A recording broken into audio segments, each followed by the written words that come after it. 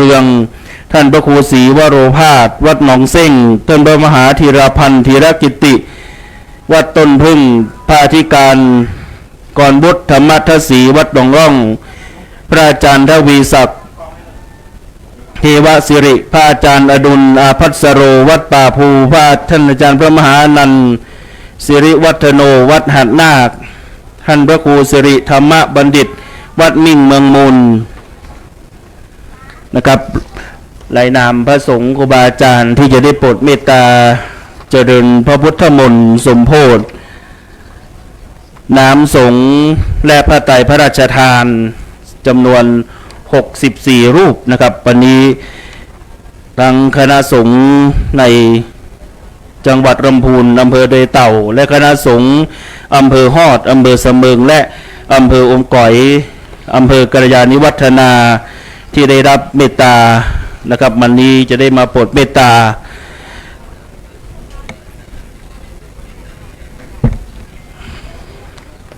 ในเบื้องต้นในวันนี้จึงขออนุญาตเรียนกำหนดการในเวลา 16:30 นาทีได้จัดเตรียมขบวนเครื่องสักการะและแห่พระเครื่องสักการะรอบพระบรมธาตุดอยสุเทพเข้าสู่มณฑลพิธีคณะสงฆ์ศรัทธาพร้อมกันบริเวณมณฑลพิธีและการแสดงศิลปะวัฒนธรรมถวายเป็นพุทธบูชาถวายพระบรมธาตุเวลา 17 นาฬิกาประธานในพิธีท่านนิรัตน์พงศ์สิทธิถาวรผู้ว่าราชการจังหวัดเชียงใหม่ได้จุดธูปเทียนบูชาพระรัตนตรัยประธานในพิธีเปิดกลวยกระทงดอกไม้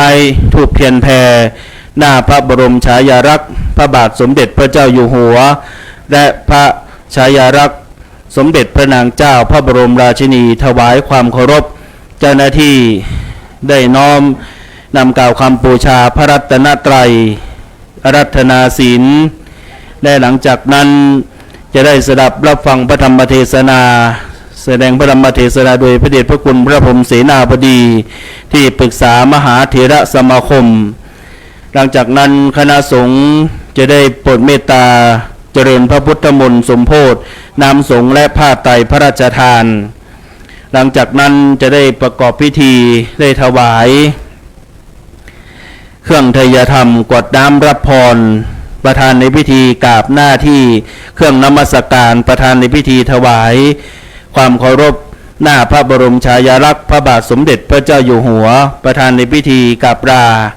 ประธานสงฆ์เป็นเสร็จพิธีซึ่งกำหนดการในพิธีในวันนี้จะได้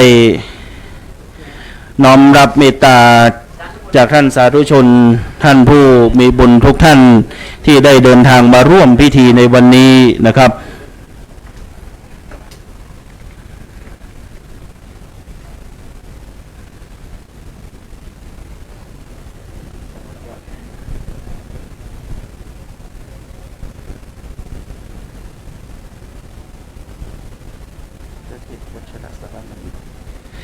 ขอน้อมถวายการต้อนรับท่านเจ้าคุณพระเทพวัชรสารบัณฑิตนะครับวันนี้ท่านอาจารย์เจ้าคุณประสานได้เมตตาเดินทางมาร่วมในพิธีด้วยนะครับวันนี้คณะสงฆ์ครูบาอาจารย์พระมหาเถระ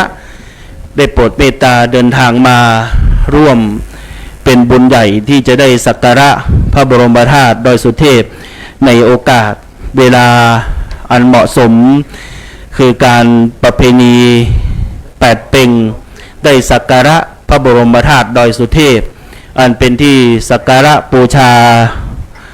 ของคณะสงฆ์และคณะศรัทธาในจังหวัดเชียงใหม่ครับขอ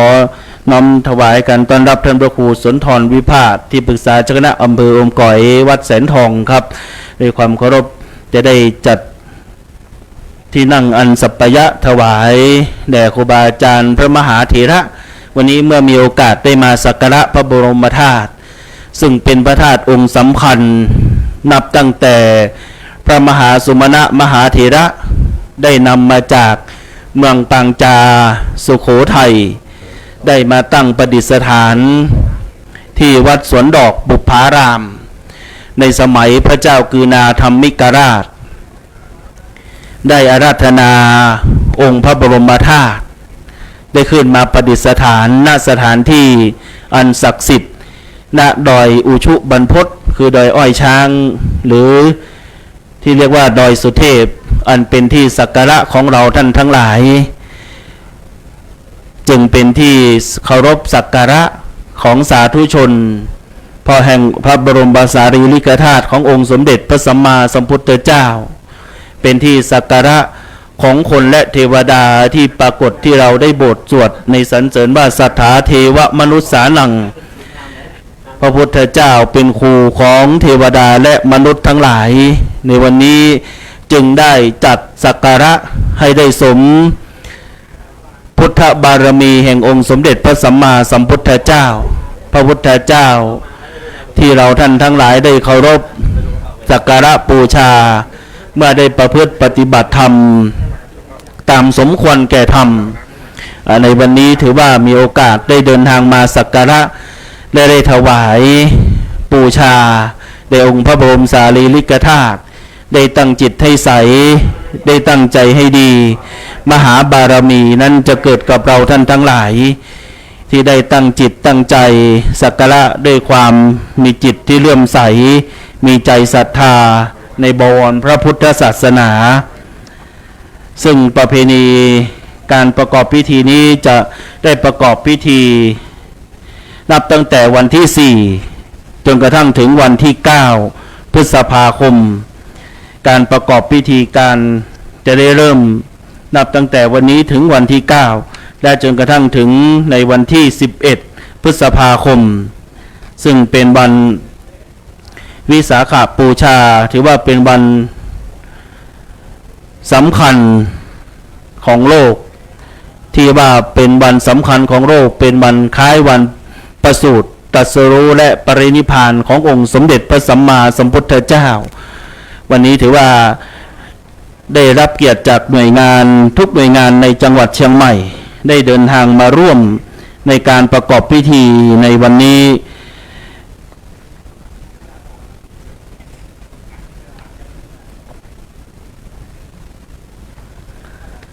ครับและขณะนี้นั้นขบวนเครื่องสักการะบูชาและเครื่องแห่สักการะบูชารอบพระบรมธาตุโดยสุเทพนะครับซึ่งนำโดยท่านผู้ว่าราชการจังหวัดเชียงใหม่นะครับได้เคลื่อนเข้ามาในมณฑลพิธีนะครับ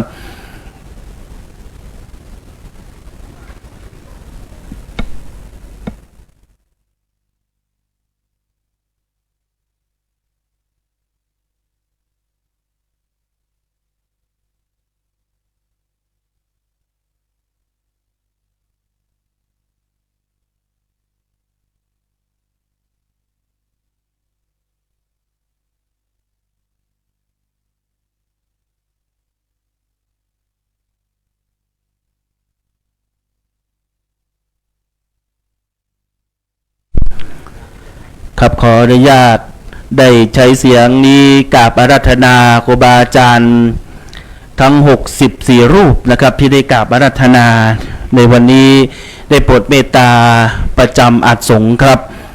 คณะสงฆ์อำเภอดอยเต่าคณะสงฆ์อำเภอฮอดคณะสงฆ์อำเภอเสมิงคณะสงฆ์อำเภออมก๋อยคณะสงฆ์อำเภอกัลยาณิวัฒนาและคณะสงฆ์จังหวัดลำพูนได้ประจำอัดส่งในโอกาสนี้ขอกราบอาราธนาด้วยความเคารพครับ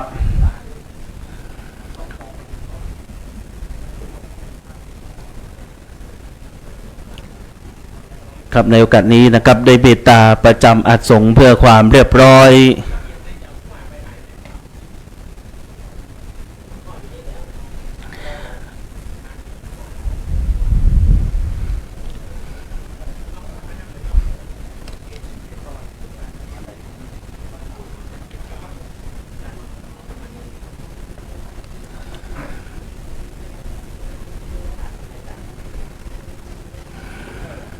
กับในขณะนี้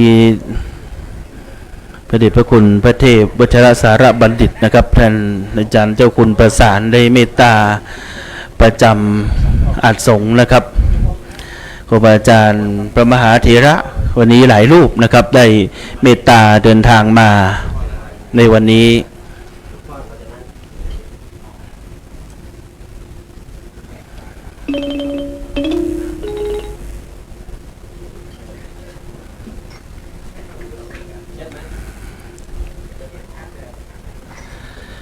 ครับในพิธีในขณะนี้นะครับเครื่องสักการะบูชาองค์พระบรมธาตุนะครับได้แห่รอบองค์พระบรมธาตุเพื่อประทักษิณถวายการบูชาสักการะองค์พระบรมธาตุนะครับซึ่งขณะนี้กับท่านผู้ว่าราชการจังหวัดเชียงใหม่ครับท่านนิรัตน์พงศ์สิทธิถาวรได้นำคณะข้าราชการศรัทธาประชาชนในจังหวัดเชียงใหม่ได้นำเครื่องสักการะ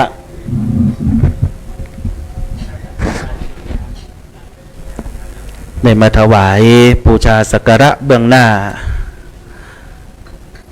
อันมีน้ำสงฆ์พระราชทานและผ้าไตรพระราชทานนะครับ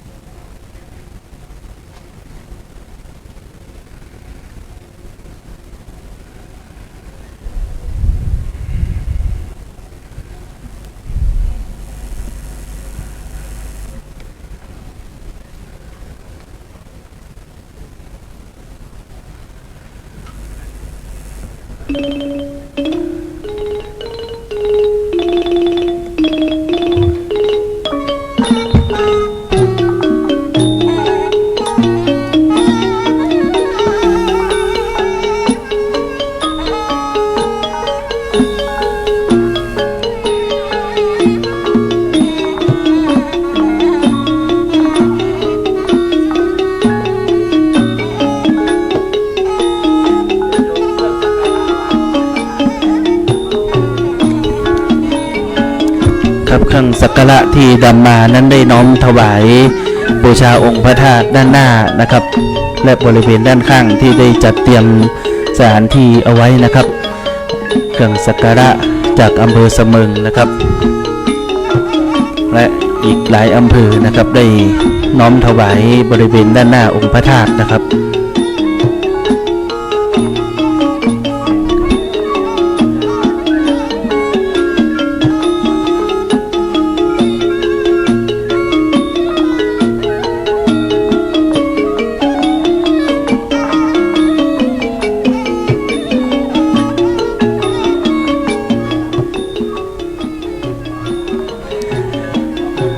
นะครับนิมนต์คณะสงฆ์อำเภอไดเต่าได้ประจำอัดสงฆ์นะครับในด้านฝั่งด้านขวามือนะครับด้านทิศเหนือนะครับด้านทิศเหนือแล้วก็ด้านทิศใต้ในศาลาลายนะครับขอกราบอาราธนาพระสงฆ์ที่ได้รับอาราธนานะครับเจริญพระพุทธมนต์ได้ประจำอัสงฆ์ด้านทิศเหนือแล้วก็ด้านทิศใต้นะครับครูบาอาจารย์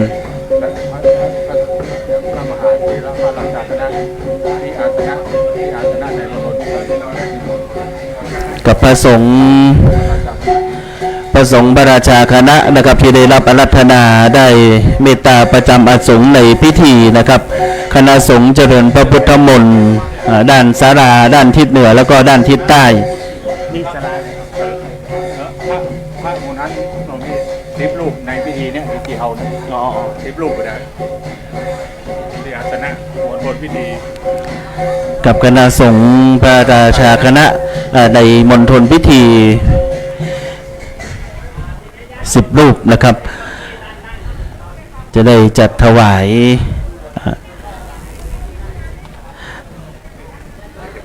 อะไรครับกับคณะศรัทธาสาธุชนนะครับคณะที่ติดตามจากทุกอำเภอนะครับไม่ว่าจะเป็นอำเภอเสมิงอำเภอโดยเต่าอำเภออมก๋อย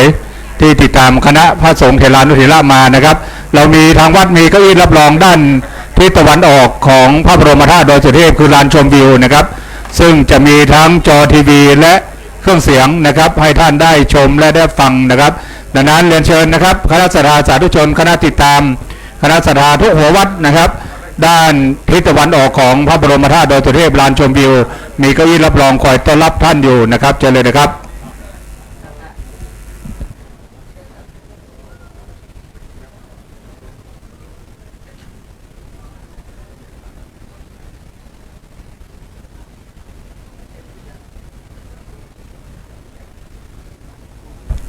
ค ครับเรียนเชิญท่านสาธุชนทุกท่านนะครับได้หาที่นั่งนะครับที่ได้จัดไว้ต้อนรับทุกท่านนะครับได้ทั้งศาลาด้านทิศตะวันออกนะครับแล้วก็ในส่วนศาลาด้านทิศเหนือแล้วก็ทิศใต้นั้นถวายพระสงฆ์เจริญพระพุทธมนต์นะครับวันนี้ร่วมพิธีอันศักดิ์สิทธิ์และยิ่งใหญ่น้อมถวายบูชาพระบรมธาตุเจ้าดอยสุเทพอันเป็นที่ประดิษฐานแห่งพระบรมธาตุองค์สำคัญซึ่งพระมหาสมณเถระได้นำมาจากเมืองปังจาในสมัยของพระเจ้ากือนาธรรมิกราชได้อัญเชิญบนหลังช้างขึ้นมาประดิษฐานณอุชุบรรพตหรือดอยอ้อยช้าง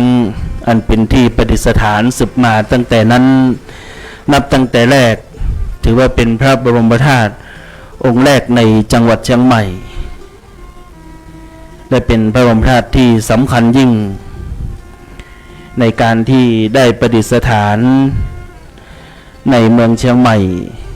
ในยุคของพระเจ้ากือนาธรรมิกราชและสืบต่อมาจนกระทั่งถึงปัจจุบันซึ่งจะได้ประกอบพิธีในการส่งน้ำพระราชทานในวันที่11 พฤษภาคม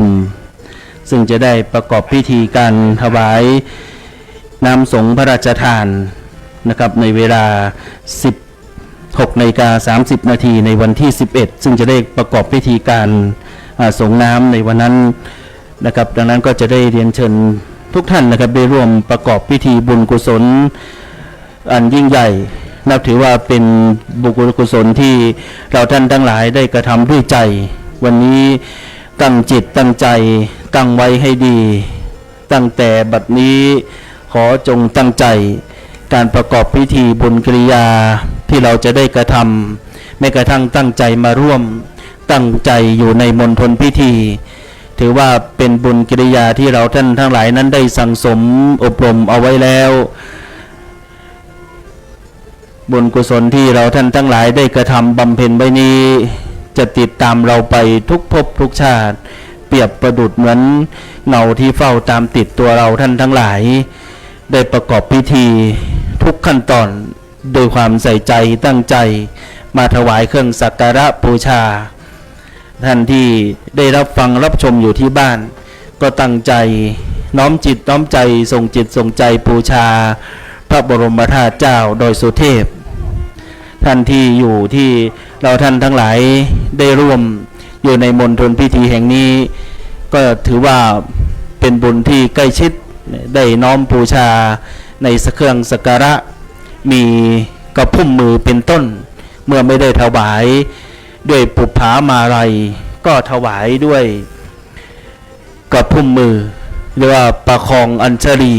ถวายมือทั้ง10 นิ้วเสมือนเป็นดอกบัวถวายเป็นพุทธบูชา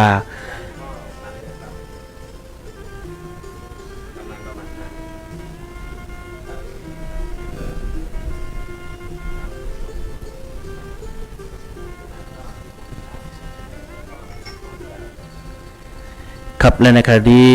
นะครับขอกราบอาราธนาพระราชาคณะประสงค์ทรงสมณศักดิ์นะครับได้ประจำอัดสงฆ์ครับขออนุญาตใช้เสียงนี้ได้ถวายการนิมนต์นะครับได้ขึ้นประจำอัดสงฆ์นะครับเพื่อที่สักครู่หนึ่งนะครับจะได้ประกอบพิธีนะครับเมื่อความพักพร้อมได้เกิดขึ้นเรียกว่าความสามัคคีได้เกิดขึ้นให้ร่วมกายพร้อมร่วมใจไม่ขัดแย้งให้ร่วมออกแรงสมทบไม่หลบหนีทุกอย่างร่วมเรียกสามัคคีเป็นความดีสร้างสรรค์ความมั่นคงเมื่อความพักพร้อมความสามัคคีได้เกิดขึ้นณมณฑลพิธีจะได้เริ่มประกอบพิธีซึ่งในขณะนี้นั่งในส่วนข้าราชการจังหวัดเชียงใหม่พ่อค้าประชาชนอันมีท่านนิรัตน์พงษ์สิทธิถาวรผู้ว่าราชการจังหวัดเชียงใหม่เป็นต้นเป็นประธานพร้อมกับคณะข้าราชการทุกท่านคณะศรัทธาสาธุชนทุกอำเภอในจังหวัดเชียงใหม่ต่างทราบดีว่าเมื่อถึงประเพณีเดือน8 เป่ง ก็จะได้ประกอบพิธี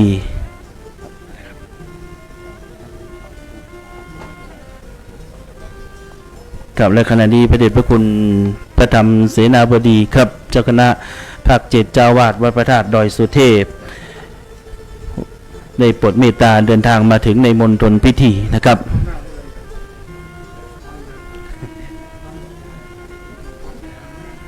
ครับเมตตาพระเดชพระคุณหลวงพ่อนะครับได้ตรวจงานทุกรอบ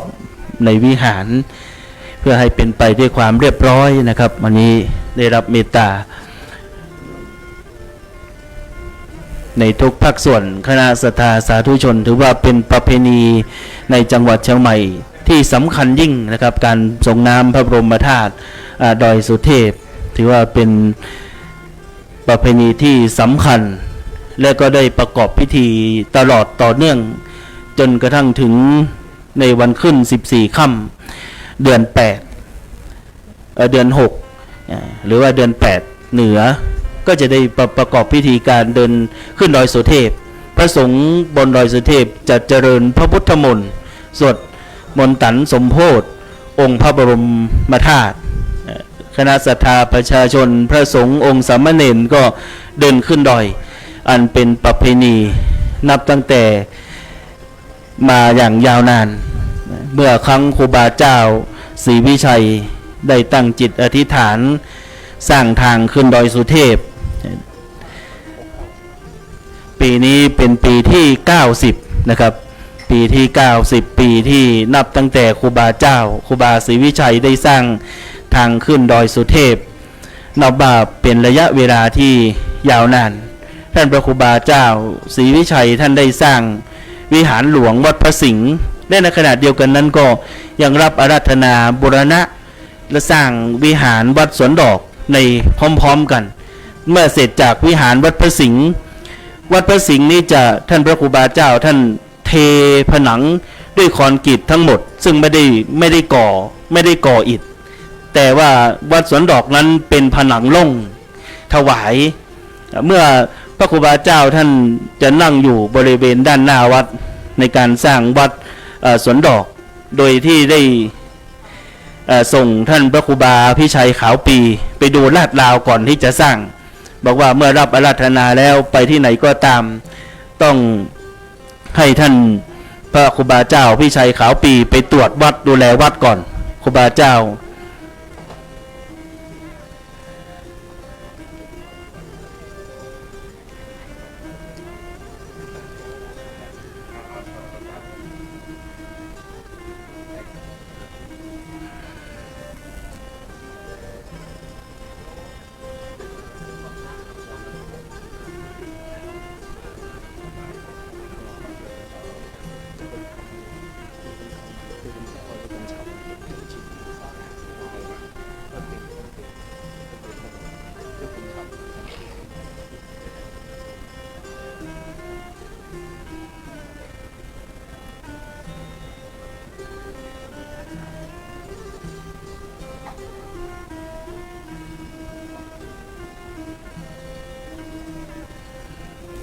กับในขณะนี้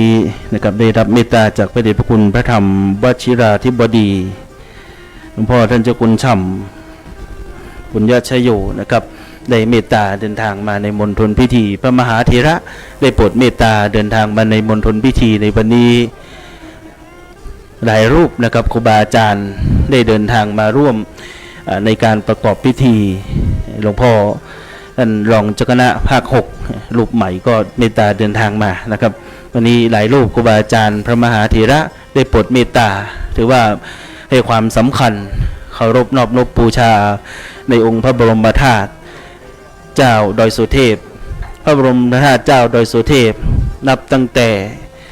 โบราณกาลได้เป็นที่สักการะของคนและเทวดาทั้งหลายเป็นประเพณีทุกปีเมื่อวัน14ค่ำก็จะเมื่อขณะที่พระสงฆ์ได้เจริญพระพุทธมนต์ก็จะมีพระพิรุณจะได้มาป่วยปลายก่อนที่คนเราท่านทั้งหลายจะได้ส่งน้ำนี่เทวดาท่านจะส่งน้ำไว้เบื้องต้นถวายน้ำสงฆ์ไว้เบื้องต้นจะให้ เพราะว่าทุกปีนั้นก็จะในขณะที่พระสงฆ์เจริญพระพุทธมนต์พระพิรุณก็จะลงมาเล็กน้อยเมื่อเล็กน้อยเพื่อที่จะได้ส่งน้ำพระบรมธาตุในวันขึ้น14ค่ำและวัน15ค่ำให้ศรัทธาประชาชนนั้นได้ส่งน้ำในขณะนั้นที่เมืองเชียงใหม่ได้ส่งน้ำวันเพ็ญเดือน8อยู่แล้วก็จังหวัดลำพูนก็คือวัดพระธาตุดอยสุเทพประการที่2ก็คือวัดพระธาตุธนิพุนชัยแล้วก็ต่อมานั้นก็คือวัดพระธาตุศรีจอมทองวรวิหารในสมัยนั้นเจ้าผู้ของนครเชียงใหม่จะเดินทางส่งน้ำพระบรมธาตุทั้ง3องค์นั้นในวันเดียวต่อมานั้นท่านไปไม่ทันที่อำเภอจอมทองจึงขอย้ายการส่งน้ำพระบรมธาตุเจ้าจอมทองเป็นวันเพ็ญเดือน9เพ็งหรือว่าเดือน7อันนี้โบราณอาจารย์ครูบาอาจารย์ท่านเล่าเอาไว้ว่าก็เลยว่าเมื่อเจ้ามาส่งน้ำที่วัดพระธาตุดอยสุเทพก่อนก็ดีต่อจากนี้ก็จะไปที่วัดพระธาตุธนิพุนชัยในวันเดือน8เพ็งของเหนือหรือว่าเดือน6ซึ่งให้ความสำคัญพระบรมธาตุเจ้าทุกๆพระองค์ซึ่งปรากฏหลักฐานที่วัดศรีจอมทองนั้นพระเจ้าเมืองแก้วได้สร้างที่บรรทมไว้หลังวิหารของวัดพระธาตุศรีจอมทองดังนั้นการส่งน้ำพระบรมธาตุการถวายน้ำสงฆ์นั้นในช่วงตั้งแต่วันสงกรานต์เป็นต้นมาจึงเกิดประเพณีส่งน้ำพระบรมธาตุจนกระทั่งถึงวันเดือน10เหนือก่อนเข้าพรรษาก็จะเป็นประเพณีเข้าพรรษาการส่งน้ำพระบรมธาตุทุกพระองค์ทุกองค์นั้นมีความสำคัญที่ว่าเราท่านทั้งหลายได้บูชาพุทธคุณแห่งองค์สมเด็จพระสัมมาสัมพุทธเจ้าพระบริสุทธิ์ที่คุณพระกรุณาธิคุณและพระปัญญาธิคุณแห่งองค์สมเด็จพระสัมมาสัมพุทธเจ้าคุณของพระพุทธเจ้านั้นนับไม่ถ้วนที่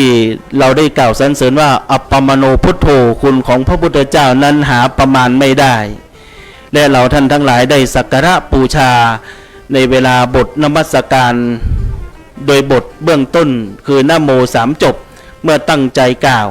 ก็จะได้กล่าวพุทธคุณทั้ง3ประการได้ครบทั้ง3ประการคือพระกรุณาธิคุณพระปัญญาคุณแล้วก็พระมหากรุณาธิคุณแห่งองค์สมเด็จพระสัมมาสัมพุทธเจ้าเมื่อตั้งใจกล่าวบทนะโมถือว่าเป็นบทสำคัญที่เราท่านทั้งหลายได้สรรเสริญกล่าวสรรเสริญบทพุทธคุณของพระพุทธเจ้าคุณโดยพิสดารนั้นมี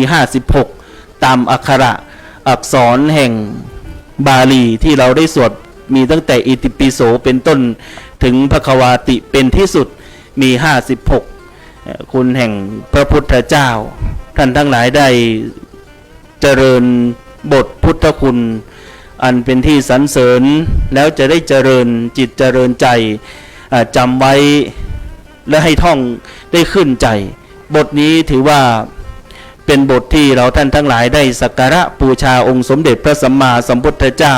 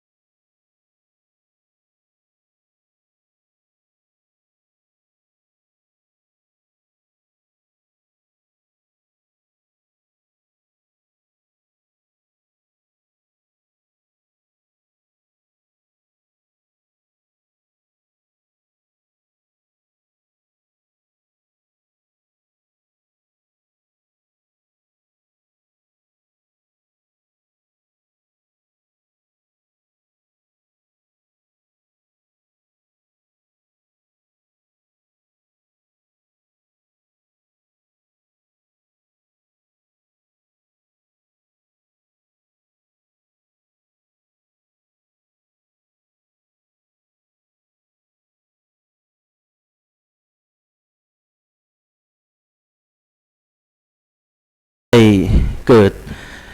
ภัยทางธรรมชาติในหลายๆประการนับตั้งแต่วันที่ได้เกิดภัยทางธรรมชาตินั้นซึ่งได้เห็นว่าที่พึ่งอื่นนั้นของเรานั้นไม่มีหลายท่านจึงได้กล่าวว่านัตถิเมสารนังอัญญังพุทโธเมสารนังวรังในหลายๆพื้นที่นั้นนึกถึงคุณของพระพุทธเจ้าเพราะว่าเหตุที่นึกถึงคุณของพระพุทธเจ้านั้นนอกจากเป็นการกล่าวสรรเสริญ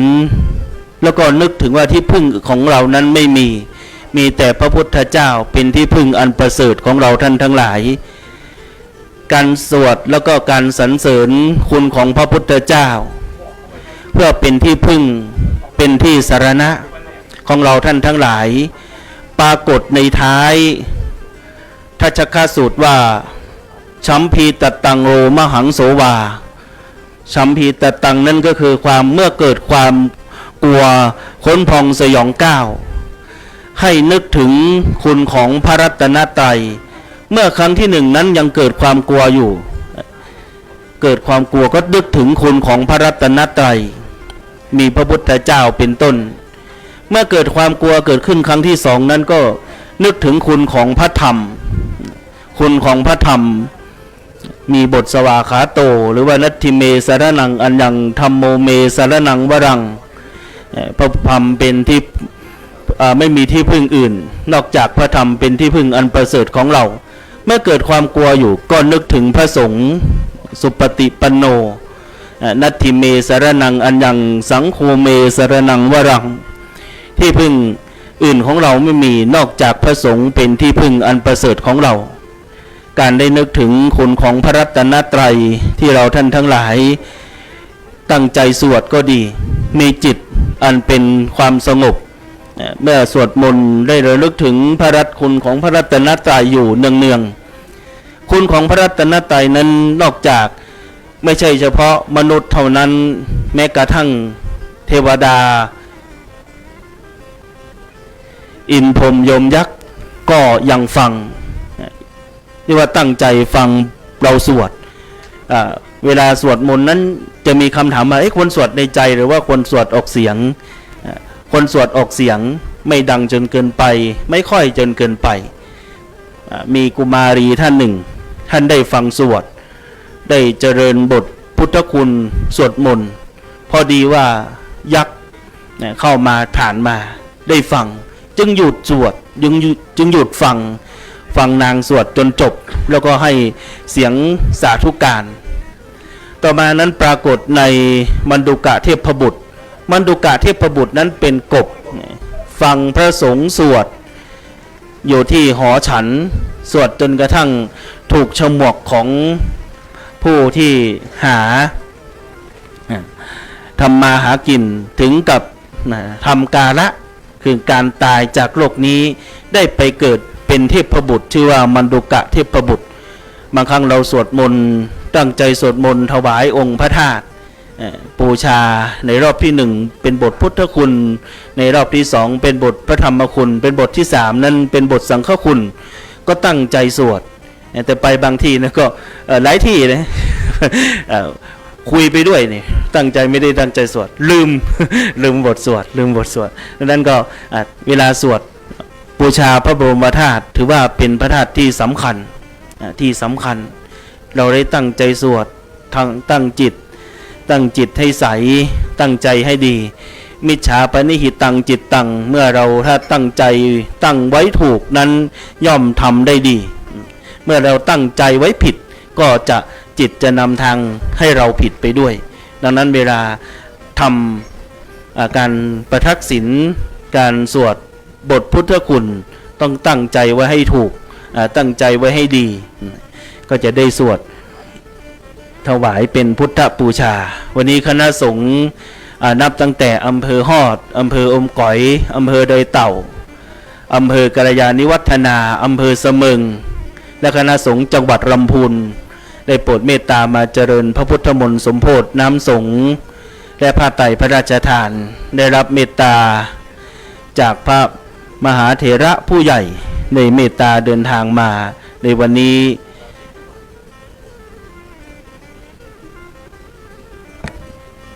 นะครับในเบื้องต้นนั้นเมื่อประธานสงฆ์องค์เมตตาท่านได้เดินทางมาถึง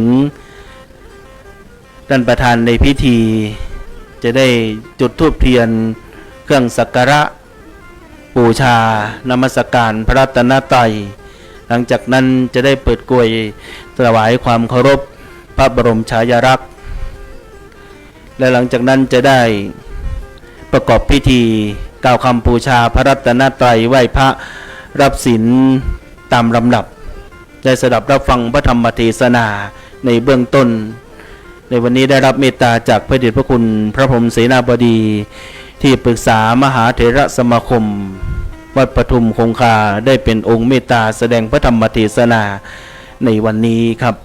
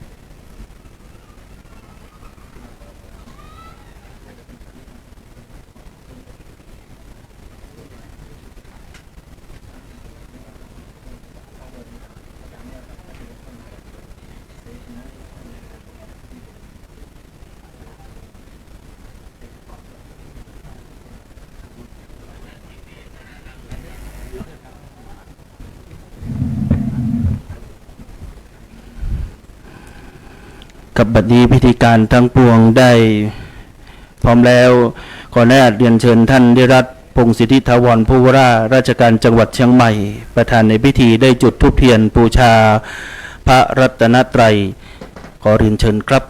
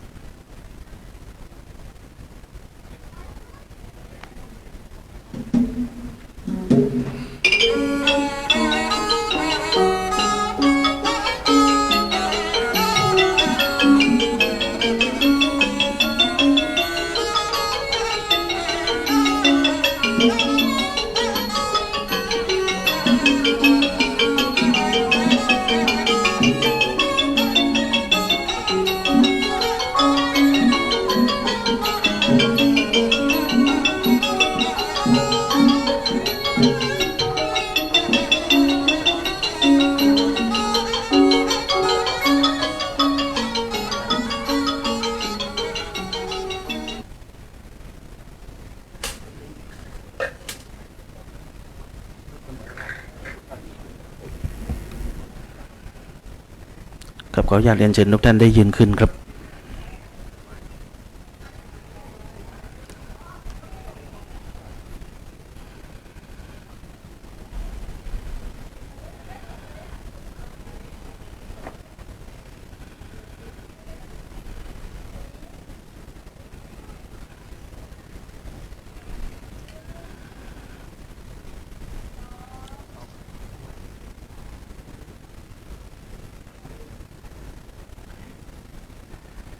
ครับขออนุญาตได้รับเกียรติจากท่านนิรัตน์พงศิทธิถาวรผู้ว่าราชการจังหวัดเชียงใหม่ได้จุดเทียนส่องธรรมในโอกาสนี้ครับณเบื้องหน้าธรรมาสน์ขออนุญาตเรียนเชิญครับ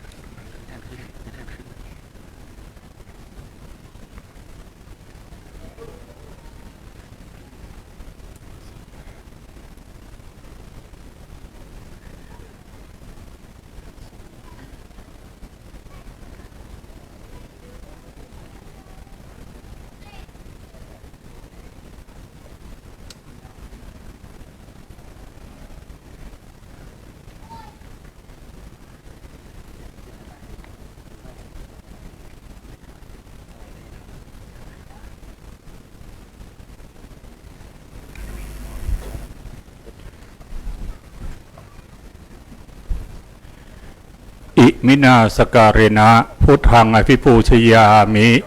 อิมินาสการเรนะธัมมังอภิปูชยามิ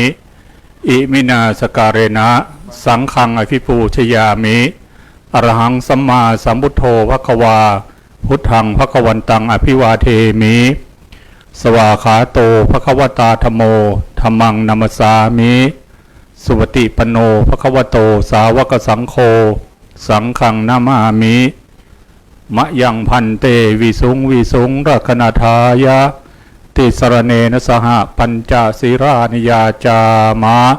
โทติยัมปิมะยังพันเตวิสุงวิสุงรักนาทายะติสรเนนะสหปัญจศีรานิยาจามะ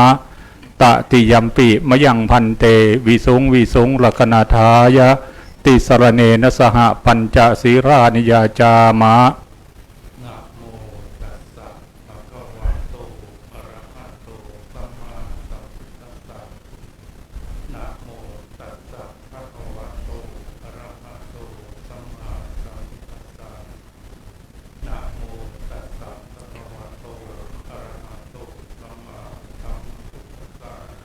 นะโมตัสสะภะคะวะโตอะระหะโตสัมมาสัมพุทธัสสะ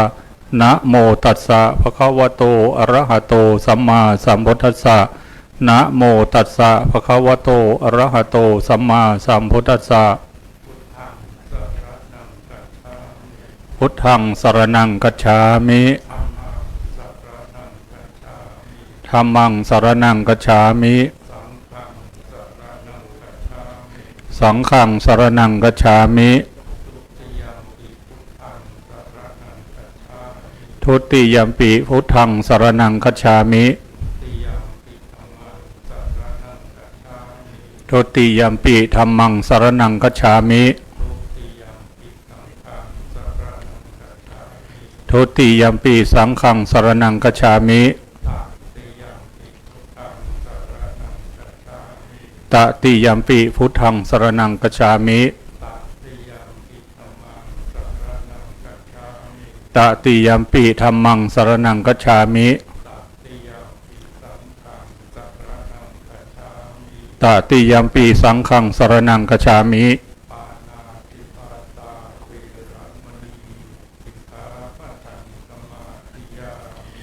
ปานาติปาตาเวรมณีสิกขาปะทังสมาธิยามิ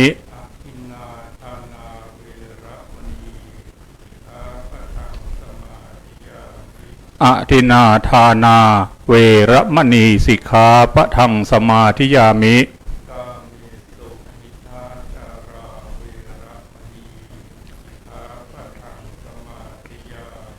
กาเมสุมิชฌาจาราเวรมณีสิกขาปะทังสมาธิยามิ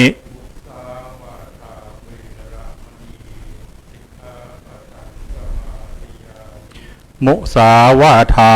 เวรมณีสิกขาปะทังสมาธิยามิ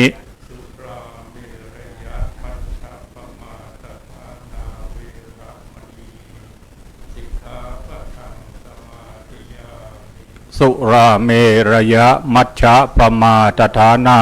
เวระมณีสิกขาปะทังสมาธิยามิ อิมานิปัจจสิกขาปะทานิสีเลนะสุขติมยติสีเลนะโภคสัมปทาสีเลนะนิพุติมยติตัสมาธิกามิโสสาธุหมาจโลกาธิปติสหัมปติกัดอัญชลีอธิวลังอายาจทาสันติทาชัตตาปัจจกชาติกาเทเสตุธรรมังอนุกรรมปิมังปะชาง นะโมตัสสะภะคะวะโตอะระหะโตสัมมาสัมพุทธัสสะนะโมตัสสะภะคะวะโตอะระหะโตสัมมาสัมพุทธัสสะนะโมตัสสะภะคะวะโตอะระหะโตสัมมาสัมพุทธัสสะปูชาจะปูชนียานังเอตัมมังกลมุตตมันตีณบัดนี้จะได้แสดงพระธรรมเทศนาในปูชากถาว่าด้วยคาถาบูชายกย่องสักการะปูชนียบุคคลเนื่องในงานไหว้สาปรมีพระบรมสารีริกธาตุโดยสุเทพประจำปี 2568 และพิธีสมโภชน้ำส่งและผ้าไตรพระราชทานระหว่างวันที่4 ถึงที่ 9 พฤษภาคม 2568 ซึ่งทางวัดพระธาตุดอยสุเทพนำโดยท่านเจ้าคุณพระธรรมเสนาบดีเจ้าคณะภาค 7 เจ้าวาดวัดพระธาตุดอยสุเทพราชวรวิหารซึ่งเป็นการเชิดชูยกย่องสักการะปูชนียบุคคลได้แก่องค์สมเด็จพระสัมมาสัมพุทธเจ้าในเทศกาลวิสาขบูชาที่จะเวียนมาบรรจบครบวาระอีกวาระหนึ่งในวันที่ 11 พฤษภาคม 2568 ในวันนี้ก็ได้รับเกียรติจากท่านวิรัตพงษ์สิทธิถาวรผู้ว่าราชการจังหวัดพร้อมทั้งข้าราชการด้วยศรัทธาความเชื่อภาษาทาความร่วมใสและถือว่าเป็นบุญยิ่งใหญ่มากเพราะการบูชาองค์สมเด็จพระสัมมาสัมพุทธเจ้าเป็นการยกย่องเชิดชูต้องขออนุโมทนากับท่านเจ้าคุณพระธรรมเสนาบดีที่ได้จัดพิธีเช่นนี้เป็นการยกย่องเชิดชูบูชาองค์สมเด็จพระสัมมาสัมพุทธเจ้าให้ยิ่งขึ้นไปแล้วก็เป็นการสนองพระราชดำริพระราชศรัทธาพระบาทสมเด็จพระเจ้าอยู่หัวพระทรงพระคุณอันประเสริฐพร้อมบำเพ็ญกุศลเป็นพระราชมงคลเนื่องในโอกาสที่พระองค์เจริญพระชนมายุ 72 พรรษา 28 กรกฎาคม 2567 ที่ผ่านมานั้นต่อเนื่องกันมา งานนี้ก็เริ่มจัดมาเป็นปีที่ 25 ทราบว่าในวันวิสาขบูชาคือวันที่ 11 นั้นจะมีการเดินตั้งแต่ตีนดอยขึ้นมาบนดอยก็ฟังดูแล้วก็น่าอนุโมทนาสาธุการอย่างยิ่งเพราะคนเราจะทำอย่างนี้ได้มันต้องประกอบด้วยเจตนาทั้ง3คือตั้งใจเต็มใจแล้วก็ปลื้มใจ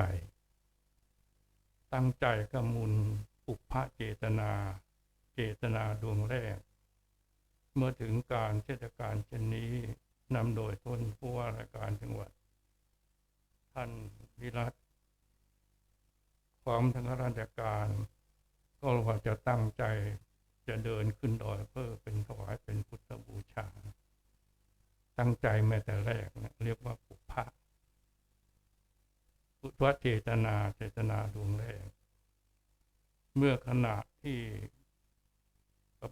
ปฏิบัติอยู่คือขณะนี้ได้ฟังเทศน์แล้วก็ได้ฟังพระเจริญพุทธมนต์ก็ทำให้ปลื้มปิติว่าเรามาร่วมงานเช่นนี้เป็นการยกย่องบูชาสักการะองค์สมเด็จพระสัมมาสัมพุทธเจ้าเรียกว่ามุญจนะเจตนาปลื้มใจเมื่อกลับจากงานนี้ไปบ้านก็คิดถึงว่าวันนี้เราไปร่วมงานพิธีสมโภชน้ำสงฆ์และพระราชทานผ้าไตรที่วัดพระธาตุดอยสุเทพปลื้มใจแบบนี้ดวงเจตนาดวงนี้เรียกว่าอปราเจตนาเมื่อเจตนาครบทั้ง3ดวงตั้งใจคือปุพพเจตนาปลื้มใจมุญจนะเจตนาแล้วก็ดีใจแล้วก็มุญจนะเจตนาตั้งใจปลื้มใจดีใจเมื่อเจตนาครบทั้ง3ดวงเช่นนี้การจะทำอะไรแม้จะทำด้วยแม้ไม่ได้ศรัทธาไม่ได้บริจาคทรัพย์แต่ว่ามีจิตเป็นกุศลจิตเป็นเจตนาพร้อมทั้ง3นี้ก็ถือว่าได้บุญมากแล้วก็สามารถที่จะนำพาจิตวิญญาณของเราหรือการกระทำกายวาจาของเราไปสู่สุคติโลกสวรรค์ดังมีในปรากฏพุทธกาธรรมบทว่ามีธิดาชาวนครราชคฤห์คนหนึ่งตอนเช้าได้ไปทำสรีระไปถ่ายทุกข์ประเทศอินเดียนั้นห้องน้ำใหญ่ที่สุดในโลกถ้าใครไม่เคยไปจะรู้ว่าประเทศอินเดียมีห้องน้ำที่ใหญ่ธิดาสาวนครราชคฤห์ก็ไปทำธุรกิจส่วนตัวแล้วก็เดินผ่านไปพบดอกบวบขมดอกขมมันเป็นดอกสีม่วงสีแฉกก็ตั้งใจว่าเมื่อทำธุรกิจส่วนตัวเสร็จก็จะเด็ดดอกบวบขมมาบูชาพระบรมราชาธิกธาตุที่พระเจ้าประชาศัตรูบรรจุไว้ที่เจดีย์เมื่อนางทำธุรกิจ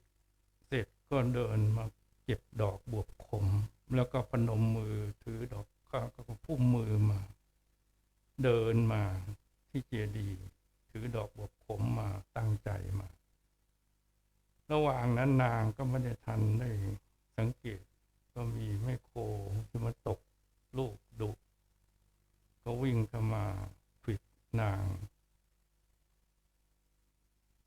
หญิงสาวชาวนครราชคฤห์คนนั้นก็เสียชีวิตลงแต่การเสียชีวิตของนางอิสาโคตกีคนนี้ไม่ใช่ธรรมดาถ้าชาวบ้านก็เรียกว่าตายโหงแต่ว่าจิตของนางมันเป็นกุศลเหมือนพวกเราจะมาบูชาพระบรมสารีริกธาตุที่วัดพระธาตุดอยสุเทพเดินทางมายังไม่ถึงทางตามมาภาพลงเครื่องก็บอกว่าโชเฟอร์รีบมาให้ทันนะเดี๋ยวผู้ว่าราชการจังหวัดท่านจะคอยเวลา17 น.ก็ให้โชเฟอร์ขับเร็วเข้ามาขึ้นมาให้ทัน17 น.เดี๋ยวทำให้ผู้ว่าราชการจังหวัดท่านคอยเดี๋ยวถ้าจิตมัวหมองแล้วจะเป็นบาปต่อท่านด้วยเป็นบาปต่ออาตมาด้วยต้องมาให้ทันเวลา17 น.ก็ทันเวลาพอดีระหว่างที่เดินทางใจมันก็มุ่งมาที่พระธาตุดอยสุเทพเนี่ยแต่ตัวมันยังไม่ถึงนางอิสาโคตกีก็เหมือนกันดอกเด็ดบวกขมมาแล้วก็จะมาบูชาพระบรมสารีริกธาตุทั้งที่ไม่เห็นพระบรมสารีริกธาตุว่าลักษณะพระบรมสารีริกธาตุเป็นอย่างไรแต่ว่ามันเป็น เป็นพระบรมสารีระคืออัฐิขององค์สมเด็จพระสัมมาสัมพุทธเจ้าถ้าแบ่งก็เป็น6 ทนานใหญ่ๆแล้วก็ในที่พระราชทานเพลิงศพมันไม่ไหม้จัตุโรธาธาคือพระธาตุเขี้ยวแก้วมีอยู่4 อย่างที่ไม่ไหม้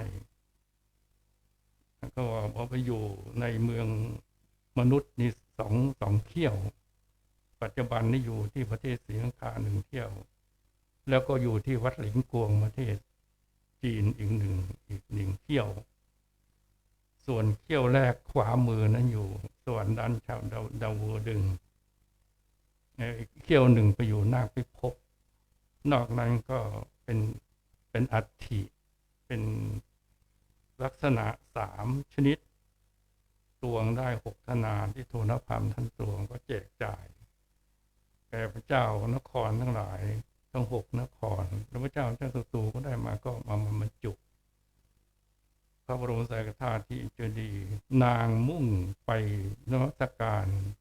พระบรมสารีริกธาตุทั้งที่ไม่เห็นว่าลักษณะพระบรมสารีริกธาตุนี้เป็นอย่างไรแต่ใจของเราใจของนางเลื่อมใสคนเราถ้าติดดุมใสใจสะอาดแบบนี้คนเดียว10 คน100 คน1,000 คนก็ไปสุคติโลกสวรรค์หมดเหมือนกับจิตนางเนี่ยมันดับเขาเรียกว่าไม่ใช่ว่ามันตายแล้วก็เรียกว่าจุติถ้าคนเราเรียกว่าตายแต่ว่านางใช้คำว่าจุติคือจากร่างมนุษย์ไปเป็นนางเทพธิดาบนสูงสวรรค์ชั้นดาวดึงส์ผู้เทศไม่ใช่เอามาสวรรค์มาล่อไม่ใช่นะมันเป็นคำสอนในทางพุทธศาสนาแล้วองค์ก็ตรัสไว้ในพระคัมภีร์พุทธกนิกายธรรมบทในมงคลสูตรก็มีซึ่งพระสิริมังคลาจารย์นักปราชญ์ชาวล้านนาที่เมืองเชียงใหม่เราเป็นผู้รจนาขึ้นชื่อว่ามงคลสูตรเล่ม 1 เล่ม 2เล่ม 1นั้นใช้เป็นหลักสูตรปริยนธรรม4 ประโยคเล่ม 2นั้นใช้เป็นหลักสูตรปริยนธรรม5 ประโยคก็รจนาก็มีปูชกถานี่ก็มีเรื่องนี้อยู่แล้วก็ในพระไตรปิฎกในคุตกนิกายพระไตรธรรมบทก็มีเรื่องนี้อยู่ฉะนั้นถ้าใครทำจิตทำใจให้เลื่อมใสแบบนี้มันชั่วขณะจิตเดียวนะครับถ้าตายแบบนี้หน้าตายผู้เทศเนี่ยก็อยากจะตายแบบนี้ที่เห็นได้ชัดก็มีอยู่รูปหนึ่งคือหลวงพ่อพระพรหมมงคลหลวงปู่ทองสิริมังคละมหาเถระอดีตเจ้าวาดวัดพระธาตุศรีจอมทองนั่นจิตของท่านนะไปสุคติไม่ใช่สวรรค์นะแต่ว่าเป็นพรหมมีคนปรารภพูดกันเป็นทำนองเรื่องจริงบ้างเรื่องอะไรบ้างมาเรื่องสวรรค์เนี่ยทำไมมีนางฟ้า500เทพบุตร100 เดียวผู้ชายไปไหนกันหมดผู้ว่าการจังหวัดสงสัยผู้ชายมีอยู่เทพบุตรองค์เดียวในวิตา500นะผู้ชายนู้นไปอยู่พรหมหมดพรหมมันสูงขึ้นไปนะสูงกว่าพ้นกามาวจรสวรรค์ไปเป็นภพภูมิที่บริสุทธิ์แล้วก็ไม่มีร่างไม่มีว่าเป็นผู้หญิงผู้ชายเหมือนกันหมดนะชั้นพรหมสูงเป็นผู้บำเพ็ญฌานสมาบัติได้ถึงฌานสมาบัติ7ฌานสมาบัติ8ดุจองค์สมเด็จพระสัมมาสัมพุทธเจ้าของเราที่ไปเรียนที่สำนักอาดาลบทปุกตาดาบทจนจบอาจารย์จบความรู้อาจารย์ได้ฌานสมาบัติ7และฌานสมาบัติ8แต่ว่าไม่ได้บรรลุนะพระเจ้าบอกว่านี่ไม่ใช่ทางตรัสรู้เรียนจนจบความรู้อาจารย์นะแต่ว่ารู้อะไรพวกองค์สมเด็จพระสัมมาสัมพุทธเจ้าบอกนี่ไม่ใช่ทางพ้นทุกข์ที่เป็นพรหมนั้นก็มาฟังธรรมไม่ได้เช่นพระเจ้าทรงแสดงธรรมก็นึกถึงอาราธนบทและอุทกาดาบทก็ท่านไปจุติเป็นพรหมแล้วถ้าจะเทศก็ ก็ตั้งแต่ชาตุมไปถึงกามาวจรสวรรค์อย่างเช่นที่ภูอยู่ภพภูมิของท้าวสักกะเทวราชหรือพระอินทร์ที่เรารู้กันทั่วไปถ้าใครอยากจะไปสวรรค์ชั้นนี้ไม่ต้องอะไรมากรักษาศีล 5อย่าให้ขาดไม่ฆ่าสัตว์ไม่เบียดเบียนสัตว์ไม่ลักขโมยคนอื่นด้วยเจตนาไม่ผิดกามคุณสามีใครก็หวงภรรยาใครก็รักไม่ล่วงล้ำอธิปไตยแล้วก็ไม่พูดส่อเสียดพูดเท็จพูดคำหยาบพูดเพ้อเจ้อพูดให้แตกร้าวสามัคคีไม่ดื่มสุรายาเสพติดแอลกอฮอล์ทุกชนิดทำให้สติปัญญาสมบูรณ์ถ้าเราทำแบบนี้ได้ก็ไปสวรรค์นะอย่างน้อยก็ชั้นดาวดึงส์ดุสิตเนี่ยชั้นที่นางกุสาโคตกีไปจุติเนี่ยมันช่วงขณะจิตเดียวนะสายไฟฟ้าว่าเร็วฟ้าแลบว่าเร็วก็ยังไม่เท่าจิตที่มันจุติแปลงร่างจากมนุษย์ไปเป็นทางจะคำว่าจุติไม่ปรากฏเป็นซากเหมือนมนุษย์เราภพนี้นะก็เป็นภพผู้เทวดาโยนิที่องค์สมเด็จพระสัมมาสัมพุทธเจ้าตรัสไว้ต่อไปนี้เป็นภพภูมิหนึ่งสวรรค์ตั้งแต่กามาวจรตั้งแต่จาตุมมหาราชไปถึงกามาวจรแล้วก็ประสวรรค์ขึ้นไปจนถึงอรูปภพอาดาดาบทอุทกาดาบทหรือใครรักษาศีล 8ศีลอุโบสถเนี่ยก็เหนือขึ้นไปอยู่ชั้นพรหมแต่ไม่สามารถที่จะฟังธรรมได้อยู่ในกามาวจรเท่านั้นคือยังมีกามอารมณ์คืออารมณ์ความคิดความใคร่ความนึกคิดเป็นเกิดขึ้นในใจเราเช่นขณะที่เรามีความใคร่ความพอใจความชอบใจมันเกิดขึ้นนั้นเป็นกิเลสมันเกิดขึ้นที่จิตของเราเห็นใครสักคนแต่งตัวใส่เสื้อผ้าหน้าตาสีสันสวยๆจิตก็พอใจความพอใจนั่นเป็นเรียกว่าราคะแล้วก็เจตสิกก็เกิดขึ้นกับจิตก็ปรุงแต่งอีกเกิดถ้าจิตไม่เกิดเจตนาถ้าจิตไม่เกิดเจตสิกก็ไม่เกิดมันต้องคู่กันราคะโทสะโมหะมันอยู่ที่จิตอยู่ที่ใจของคนเรามันไม่ได้เกิดที่ไหนถ้ารักษาหรือศึกษาให้ดีเนี่ยเราไม่ต้องทำอะไรเพียงแต่รักษาศีล 5ไม่ฆ่าไม่เบียดเบียนไม่ลักขโมยไม่ประพฤติผิดในกามไม่พูดเท็จคำหยาบเพ้อเจ้อไม่ดื่มสุรายาเสพติดแอลกอฮอล์มีสติสัมปชัญญะสมบูรณ์ก็ทำให้สุขภาพร่างกายดีด้วยเพียงเท่านี้แล้วสวรรค์ชั้นนี้เป็นหวังได้เหมือนนางพิสาโคตกีเหมือนกันชั่วขณะจิตเดียวนางก็ไปจุติบนสวรรค์มันเร็วมากนะ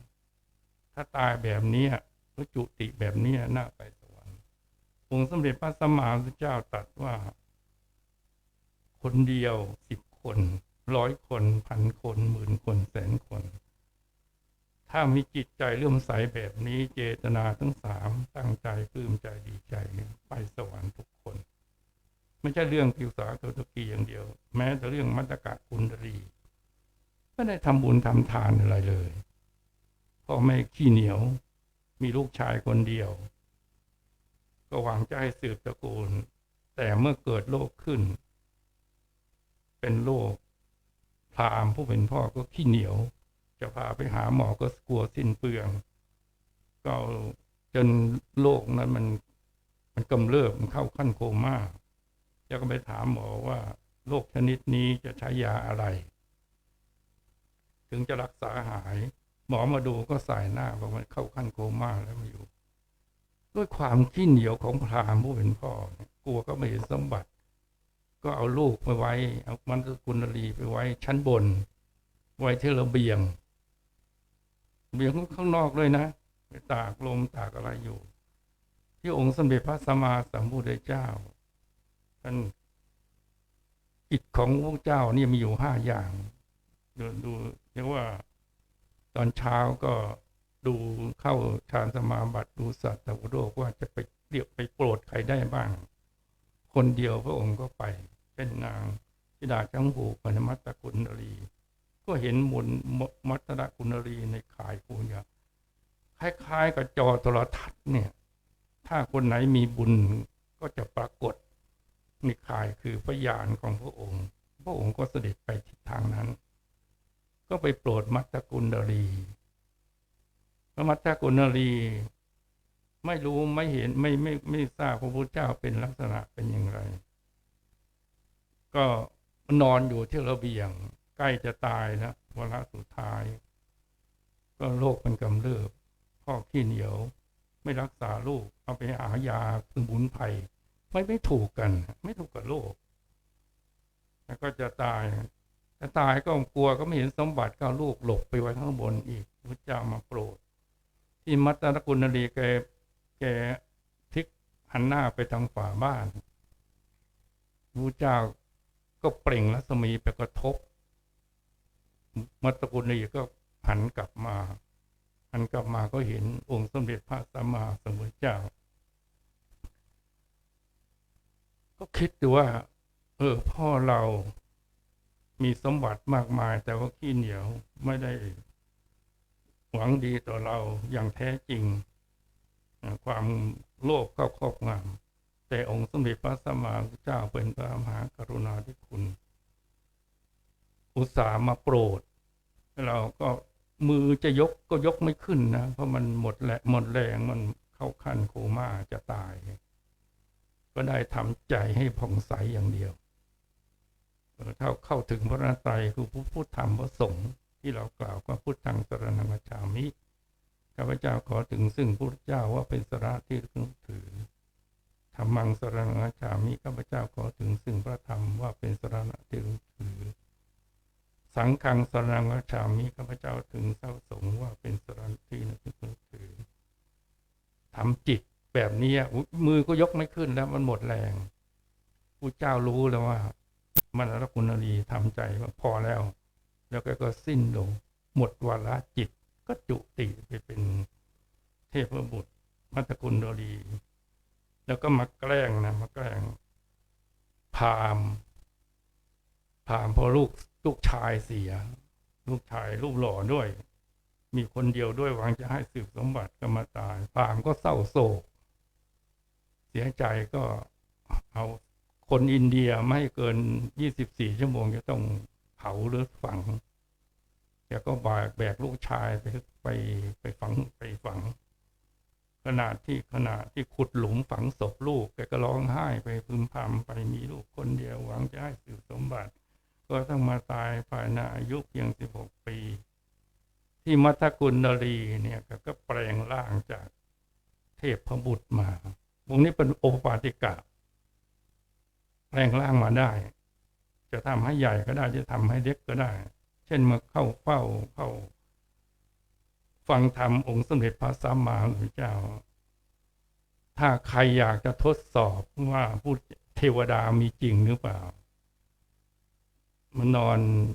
หันหน้าไปทางหันศีรษะไปทางพุทธรูป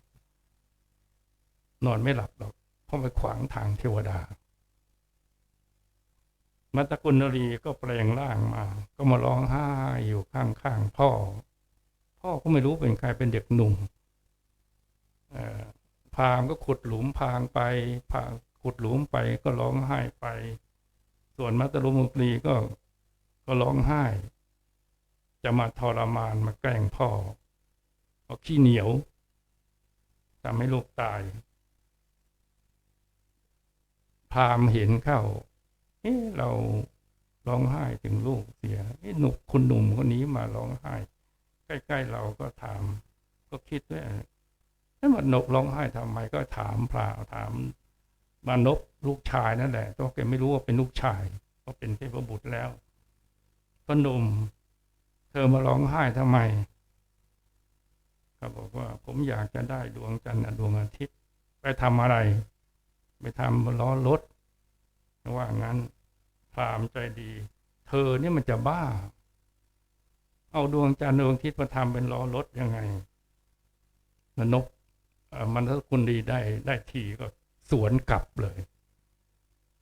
ระหว่างที่ผมร้องไห้เอาดวงจันทร์ดวงอาทิตย์ดวงจันทร์ก็เห็นในกลางคืนดวงอาทิตย์ก็เห็นในกลางวันแล้วใครกันแน่ที่โง่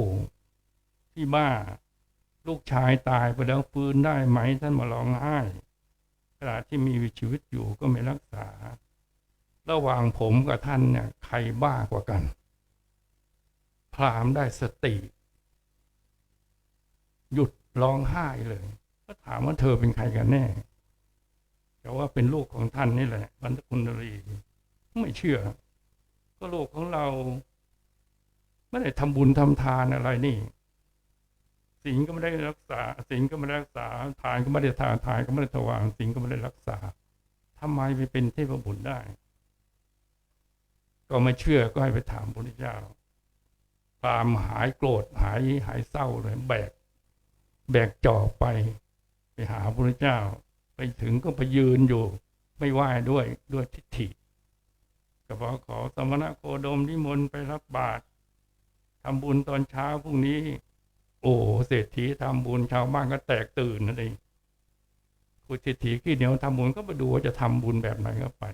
บุญพระเจ้าไปพระเจ้าก็มาฉันแล้วก็เทศเรื่องนี้เนี่ยทำจิตทำใจให้ผ่องใสไม่ต้องทำบุญไม่ต้องใส่ให้ทานไม่ต้องทำบุญไม่ต้องอย่างอื่นเนี่ยทำใจนี่มันสำคัญมากมโนปุพังคมามโนเศรษฐามโนมยามสาจีปสันเดนะ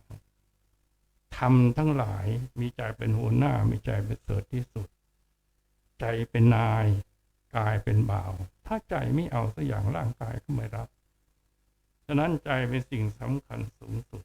ใครก็บังคับใจไม่ได้พ่อแม่เลี้ยงเรามาให้กำเนิดเรามาก็บังคับลูกไม่ได้ก็บังคับใจไม่ได้ใจนี้เป็นสิ่งสำคัญสูงสุดต้องมีคุณธรรมกำกับการกระทำทางกายวาจาใจนี่ก็เหมือนกันที่ถวายที่มาเทศเรื่องนี้ก็มันเข้ากับพวกเรามาบูชาพระบรมสารีริกธาตุแล้วก็ยกย่องเชิดชูในพิธีสมโภชน้ำสงฆ์และพระราชทานพระไตรซึ่งทางคณะสงฆ์วัดพระธาตุดอยเทพนำโดยท่านเจ้าคุณพระธรรมเสนาบดีเจ้าคณะภาคจิตจัดขึ้นก็ให้มันตรงกับงานนี้แล้วก็เพื่อฉลองศรัทธา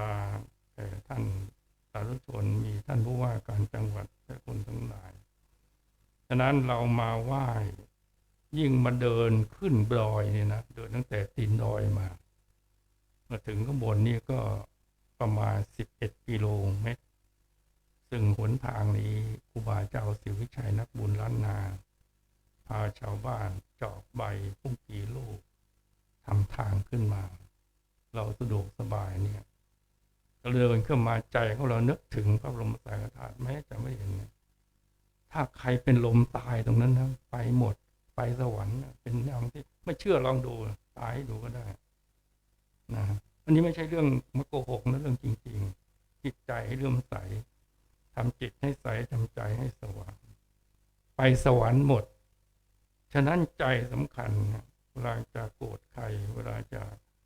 มีอะไรให้นึกให้มีสติไว้ก่อนให้สติตั้งสติให้ได้ก่อนว่าใจของเรานี่กำลังคิดอะไรอยู่ใจมันสำคัญมากถ้ามันไม่ดีมันเป็นโทษต่อการเป็นอยู่ร่วมกันไม่ว่าสามีภรรยาบุตรธิดาหรือสังคมร่วมกันสิ่งไหนที่จะสร้างความแตกร้าวสามัคคีเราก็ไม่ทำในสิ่งที่ดีที่เป็นประโยชน์ที่เป็นประโยชน์ต่อประเทศวันประเทศชาติศาสนาสถาบันมหากษัตริย์ดุจเราที่มาร่วมกันวันนี้เพียงแต่ข้าราชการก็แต่งปกติขาวมาเป็นการยกย่องเชิดชูบูชาองค์สมเด็จพระสัมมาสัมพุทธเจ้าแล้วก็เป็นการถวายความจงรักภักดีต่อพระบาทสมเด็จพระเจ้าอยู่หัวซึ่งพระองค์ทรงกรุณาโปรดพระราชทานน้ำสงฆ์และผ้าไตรให้ทางวัดพระธาตุดอยเทพได้บำเพ็ญกุศลระหว่างวันที่ 4ถึงวันที่9แล้วก็ถึงวันเทศกาลวิสาขบูชาคือวันที่11พฤษภาคม2568จะถึงวันนี้ดังนั้นอาตมาภาพก็ได้แสดงพระธรรมเทศนาเรื่องปูชาคาถาคือปูชาปูชนียบุคคลมีผู้มีพระพุทธเจ้าครูบาอาจารย์บิดามารดาหรือสถาบันชาติศาสนาพระมหากษัตริย์ของเราที่แสดงออกซึ่งความจงรักภักดีก็ถือว่าได้บูชาเป็นปูชนียบุคคลปูชนียวัตถุเราทำจิตให้เลื่อมใสทำใจให้สว่างแล้วก็มาร่วมกันเช่นนี้ก็จะได้บุญกุศลมากเลยทำเจตนาให้มันครบทั้ง3 ดวงตั้งใจเต็มใจปลื้มใจอุปเจตนามูลชนะเจตนาอัปราปาตินาบุญกุศลก็จะส่งผลให้กับเราทางกายวาจาหล่อหลอมให้เราได้ประสบความสุขความเจริญในชีวิตประจำวันต่อสังคมส่วนรวมประเทศชาติแล้วก็ได้ถวายความจงรักภักดีอุทิศเป็นพระราชกุศลแด่พระบาทสมเด็จเจ้าอยู่หัวได้บูชาแห่งองค์สมเด็จพระสัมมาสัมพุทธเจ้าด้วยการบูชาอย่างยิ่งเพียงแต่ทำใจให้เลื่อมใสก็ถือว่าปฏิบัติตามธรรมะขององค์สมเด็จพระพุทธเจ้าที่ตรัสไว้ดังว่ามโนปุพังกมาธรรมามโนสีตามโนมยาทำทั้งหลายสำเร็จมีใจเป็นหัวหน้ามีใจเป็นสุดใจที่ลืมใสด้วยใจทุจริตบาปก็เกิดขึ้นที่ใจของเราเมื่อทำใจของเราให้ลืมใสได้บุญกุศลก็จะเป็นของเราแล้วก็เป็นการถวายน้อมถวายเป็นพุทธบูชาและแสดงออกถึงความจงรักภักดีจึงขอโมทนาแก่ทุกท่านมาในโอกาสนี้ด้วยอำนาจบุญกุศลคุณงามความดีจงปกปักรักษาคุ้มครองให้พวกเราทุกท่านมีผู้ว่าการจังหวัดเป็นต้นคณะสงฆ์มีท่านเจ้าคุณพระธรรมเสนาบดีจังหวัดปากเจ้าวาดวัดพระธาตุโดยเทพราชพระมหาวิหารเป็นต้นประสบความสุขความเจริญด้วยจตุรพิจพรใจเจริญรุ่งเรืองอยู่ร่วมงานพุทธศาสนาขอให้ทุกท่านมีชีวิตเจริญก้าวหน้าสู่ความเจริญยิ่งขึ้นไป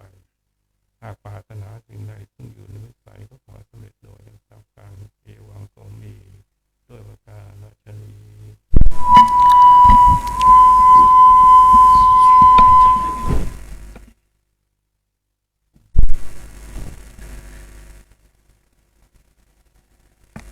ขออนุญาตได้รับเกียรติจากท่านนิรัตน์พงศ์สิทธิถาวรผู้ว่าราชการจังหวัดเชียงใหม่ได้น้อมถวาย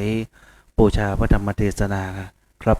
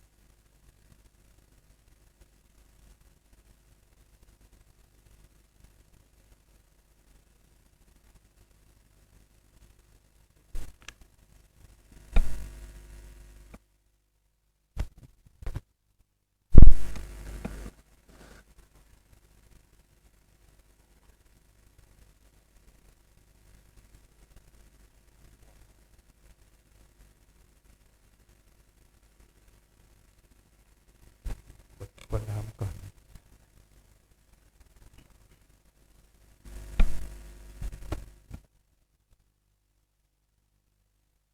ยะถาปริวหาปุราปริปุเรนติสากรังเอวะเมวะอิโตทินังเปตานังอุปกปปติ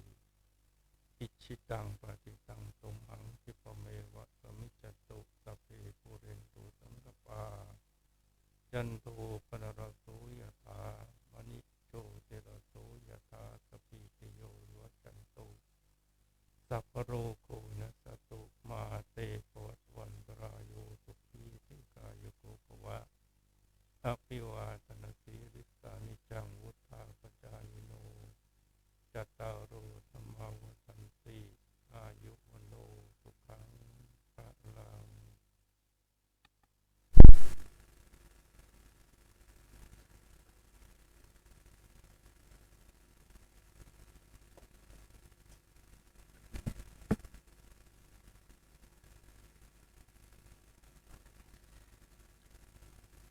บัดนี้พระเดชพระคุณพระพรหมเสนาบดีที่ปรึกษามหาเถรสมาคมได้โปรดเมตตาแสดงพระธรรมเทศนาจบลงเป็นที่เรียบร้อยนะครับในโอกาสนี้พระเดชพระคุณพระพรหมเสนาบดีรองสมเด็จพระราชคณะจะกลับมาที่นั่งรับรองเดิมและหลังจากนั้นจะได้เรียนเชิญท่านสาธุชนท่านผู้มีบุญทุกท่านได้ตั้งใจของตนสดับรับฟังพระสงฆ์เจริญพระปริตรสมโภชน้ำสงฆ์พระราชทานและพระไตรพระราชทาน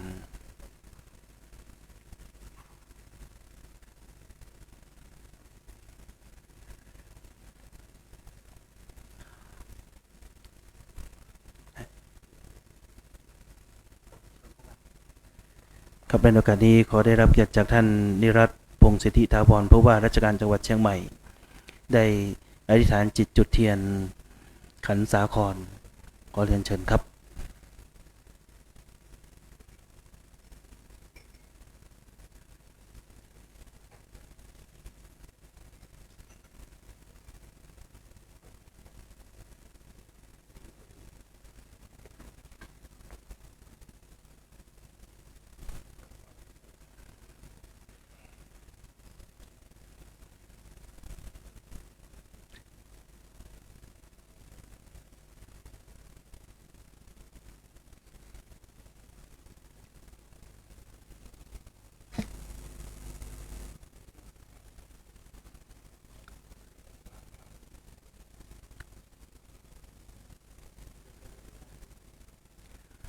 วิปติปฏิภาหายะสัพพะสัมปติสิทธิยาสัพพะทุกขวินาศายะปริตตังทะมังคะรังวิปติปฏิภาหายะสัพพะสัมปติสิทธิยาสัพพะพยวินาศายะปริตตังพรูทะมังคะรังวิปติปฏิภาหายะสัพพะสัมปติสิทธิยาสัพพะโรคะวินาศายะปริตตังพรูทะมังคะรัง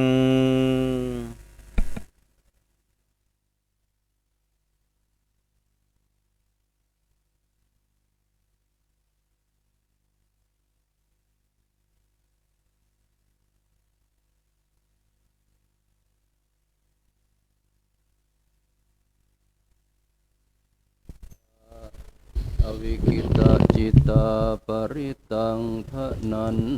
ตุสักเคกะเมจรูเปคิริสิกรตเต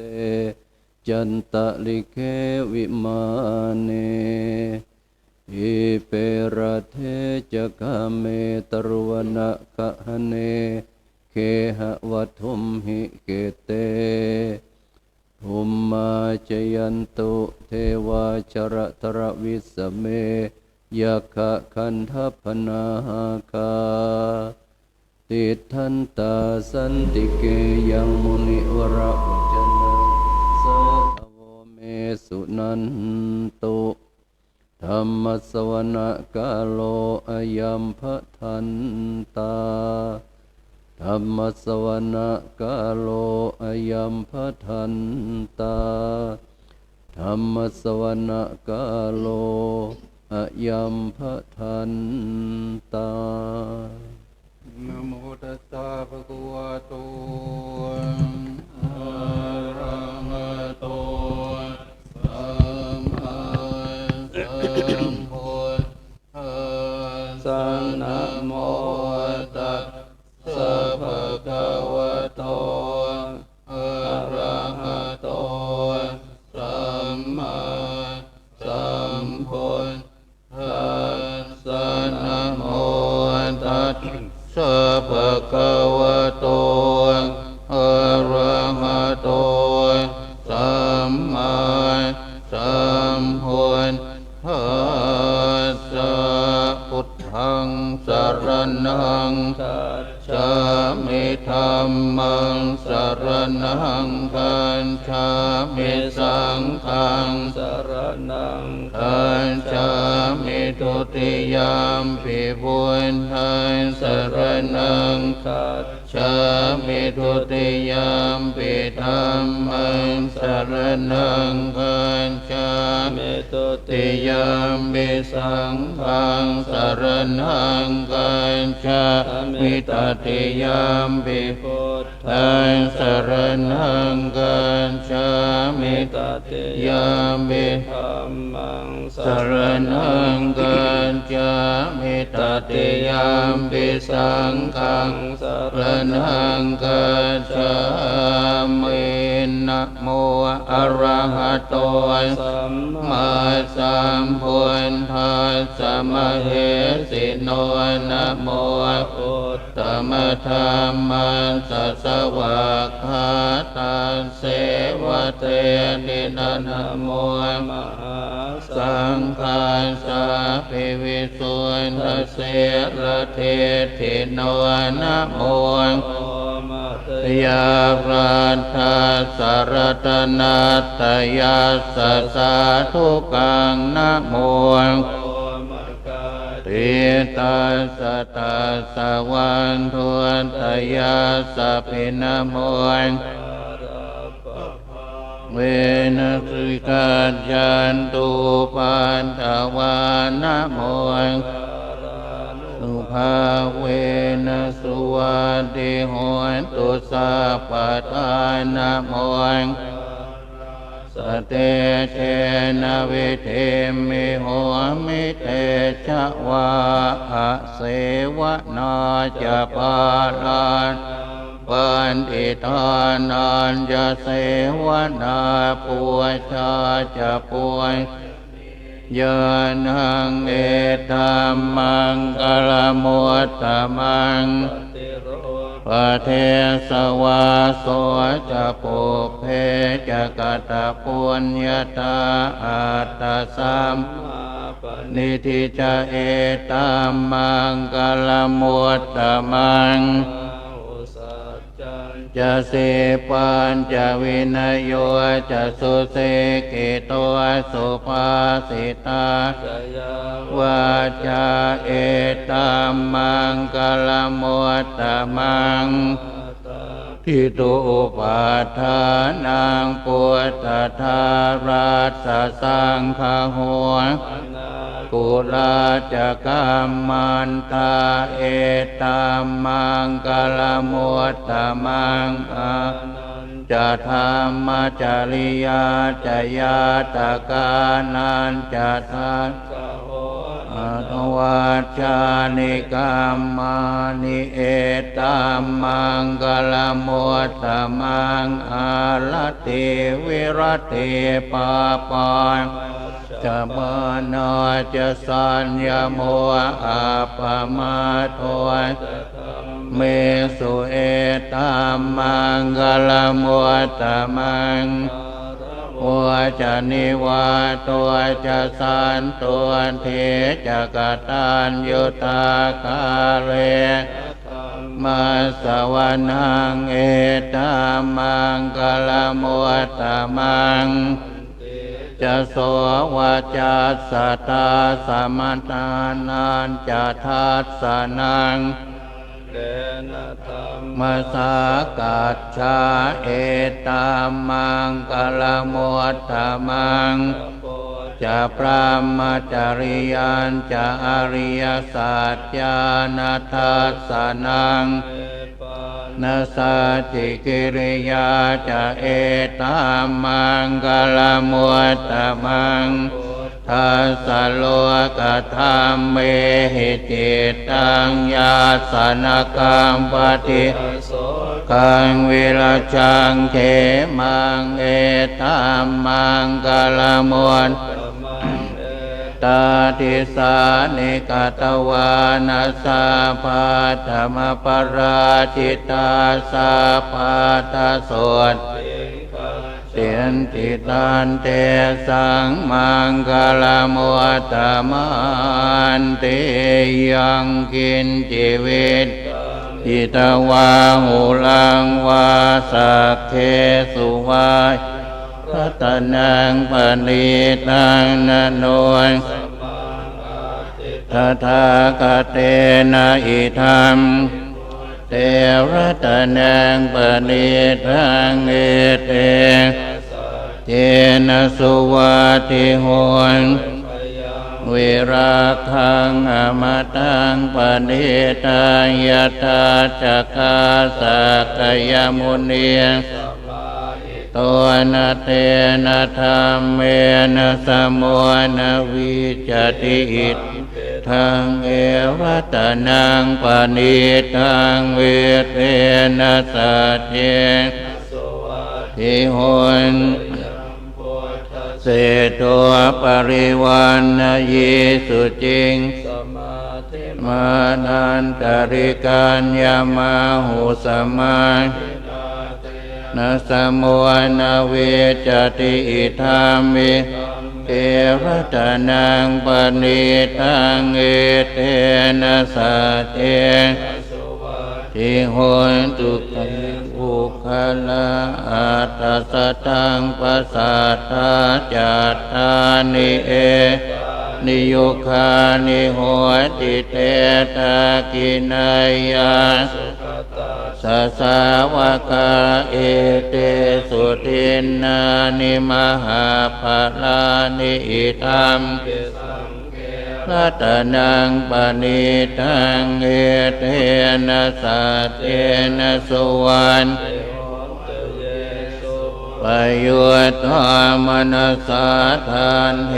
นะนิกามิโนยตนะสาสนังอิเตปฏิป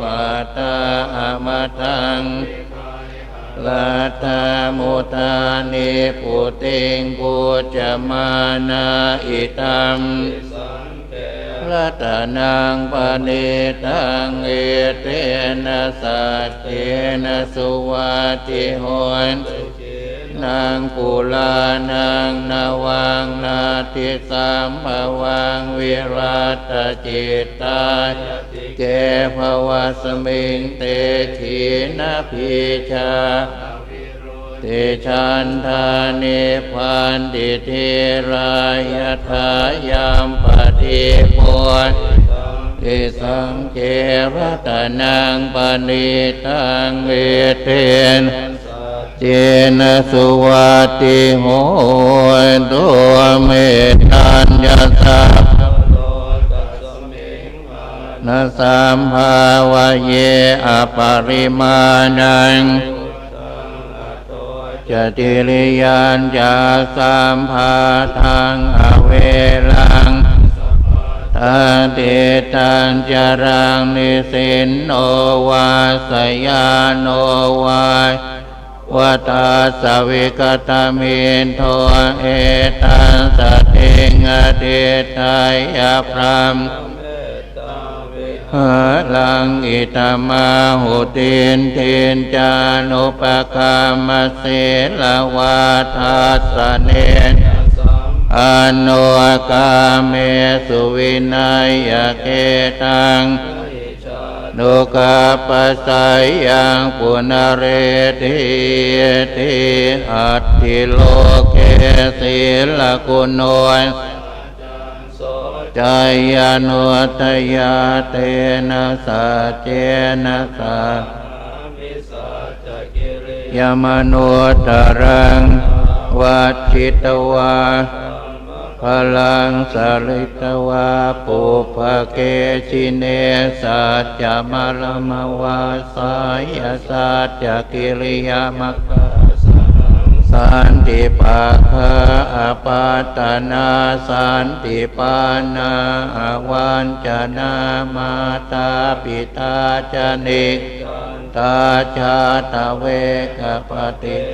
เตมตติมาใจเลกเตไมหังมหาปัจจาริโตสิกเก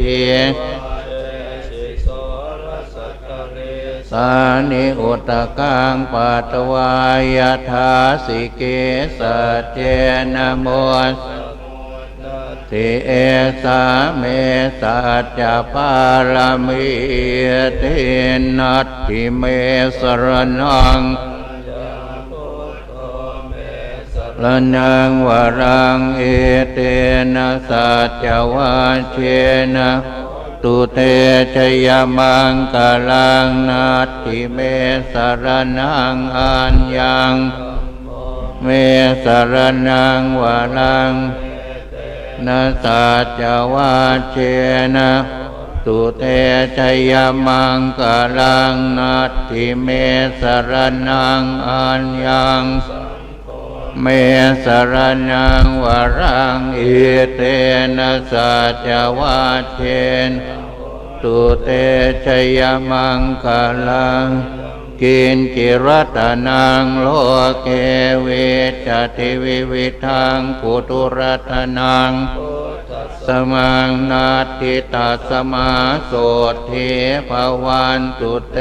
ยังกินจิโลเกวิจติวิวิทังปุถุรัตนังปัสมังนาทิตัสมาโสเทภวันตุเตกินจิรัตนังโลเกจติวิวิทังปุถุรัตนังทิตัสมาโสทิภวันตุเตสักกัตวาพุทธรัตนังโอสถังอุตตมังตังเทวมโนสาพุทธเตเชนะโสทินานัสสันตุปัฏฐวาขาวุปัสสเมนตุเตสักกัตวาตนังโอสถังอุตตมังวารังปัสสมานังธรรมเตเชนะโสทินานัสปัตตวาวุปัสสเมนตุเตสักกัตวาสังฆรัตนังวารังหุนายยังปาหุนายยังสังฆเตเชนะโสทินานัสสันตุปัตตวาโลคาอุปัสสเมนตุเตโพชังโพสติสังขาธรรมานังวิจโยตถาวิริยามปิติปัสสันติโพธกาตเตโพชังคาสเตเตสะปะทัสสินามุนินามัทาคาตาภาวิตาภาหุลิกตาอันเดียพิญญายะปานายะจะโพธิยาเอเตนะสัจจวาเชโหนตุสาปะทาภูกสังสามเยนะโทโมกันลานังจักกัสสะปังเนทุกิเตทิสวะโพชังเกสหิเตจนังอภินันทิตวาโลกามุตติงสุทังกเนเตนะสัจจวาเทตุสัพพะทังธรรมราชาภิเขรัญเยนะภิปิริโตเทเรนะทันเยวตนาเพตวานัสสะทรังสัมโมทิตวาอาทาธรรมหาวุธาทิทานโสสัจจวาเชทิเตโหตุสัพพะทังอาทาตินันนามปิมาเทสุนมาคาหัตกิเลสโนปา วันติตามตังเอเตนะสัจวะเทติเตโหตุสัพพทายันทุนนิมิตตังอวมังจโยจามนาโปสกุณัสสะสัทโทภาปะกะโหยปินังอาการตังพุทธานุภาเวนะวินาสเมนตุยันทุนอวมังคลันจโย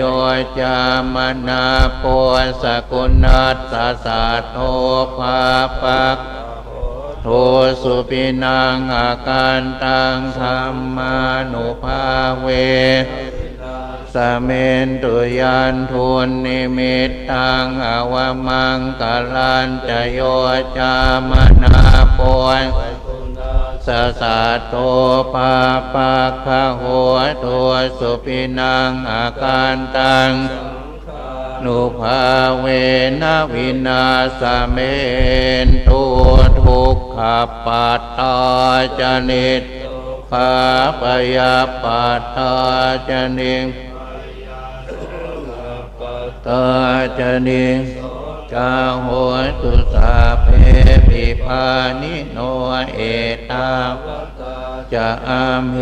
หิสัมปะทังปุญญสัมปะทังสาเพเทวาตุสาปะสัมปะติสิทธิยาทานลังลักขันตุสัพพทาภาวนาภิรตาโหจันตุเทวตาคาตามหาการุณิโกโอหิตายาสัพพปานินางโกเลตวาปารมีกาปะโตสัมโพธิมุตตมังเอเทนะสัจวันตุเตจยมังคลังทิยามัวเลงสักยานังนันทิวัตเอวังตะวังวิจโยโหหิจยาสุตยมังจิตาปัลลังเกสีเสปัตวิปโคะเลอภิเสกเกสัพพพุทธอากาปะโตภะโมทติสุนาคาตังสุมังคลังอาตังสุโหติตังสุขโนยตัวจะสุญิตังพระมัจจาริสุปตากินังกายกรรมังปตากินังมโนกรรมังปณิทิเต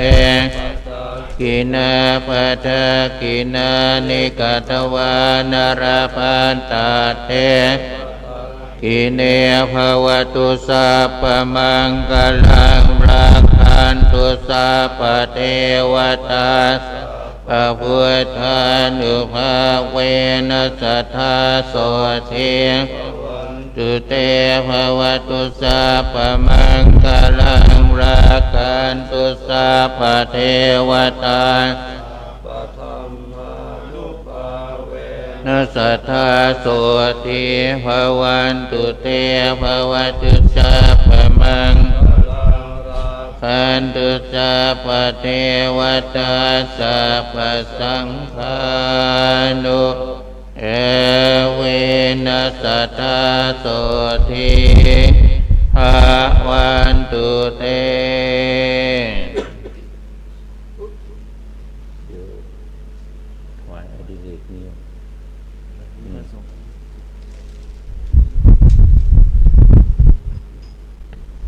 ได้เจริญพระพุทธมนต์จบเป็นที่เรียบร้อยแล้วกันนี้ขออนุญาตเรียนเชิญท่านนิรัตน์พงศ์สิทธิถาวรผู้ว่าราชการจังหวัดเชียงใหม่ได้น้อมถวายเป็นพุทธบูชาณเบื้องหน้าโต๊ะหมู่บูชาครับได้ถวายบูชาคุณแห่งพระครูบาเจ้าศรีวิชัยตามลำดับครับ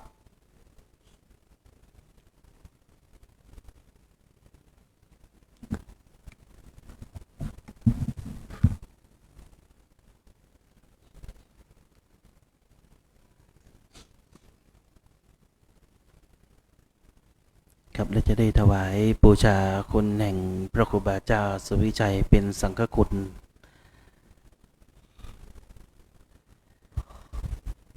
ครับและขอได้รับเกียรติจากท่านผู้ว่าราชการจังหวัดเชียงใหม่ได้น้อมถวายแด่พระสงฆ์ในพิธีในรูปที่1ครับขอเรียนเชิญนางกุสุมาพงษ์สิทธิถาวรนายกเหล่ากาชาดจังหวัดเชียงใหม่และประธานแม่บ้านมหาไทยจังหวัดเชียงใหม่น้อมถวายบูชาพระสงฆ์รูปที่2เรียนเชิญนายนักปราชญ์ชัยยานนท์หัวหน้าสำนักงานจังหวัดเชียงใหม่รูปที่3รูปที่4เรียนเชิญนางกรวรรณสุมมาศวัฒนธรรมจังหวัดเชียงใหม่ท่านที่5ขอเรียนเชิญนางอารีพันจันทร์ผู้อำนวยการสำนักงานพระพุทธศาสนาจังหวัดเชียงใหม่ท่านที่6ขอเรียนเชิญนางสาวพลอยพันธ์พลอยทับทิมพัฒนาสังคมและความมั่นคงของมนุษย์จังหวัดเชียงใหม่ท่านที่7ขอได้รับเกียรติจากผู้แทนอธิการบดีมหาวิทยาลัยเชียงใหม่ท่านที่8ผู้แทนในอำเภอเมืองเชียงใหม่ท่านที่9ผู้แทนในอำเภอสารพีท่านที่10หัวหน้าบ้านพักเด็กและครอบครัวจังหวัดเชียงใหม่ทั้ง10ท่านได้น้อมถวายแด่พระสงฆ์ในพิธีครับ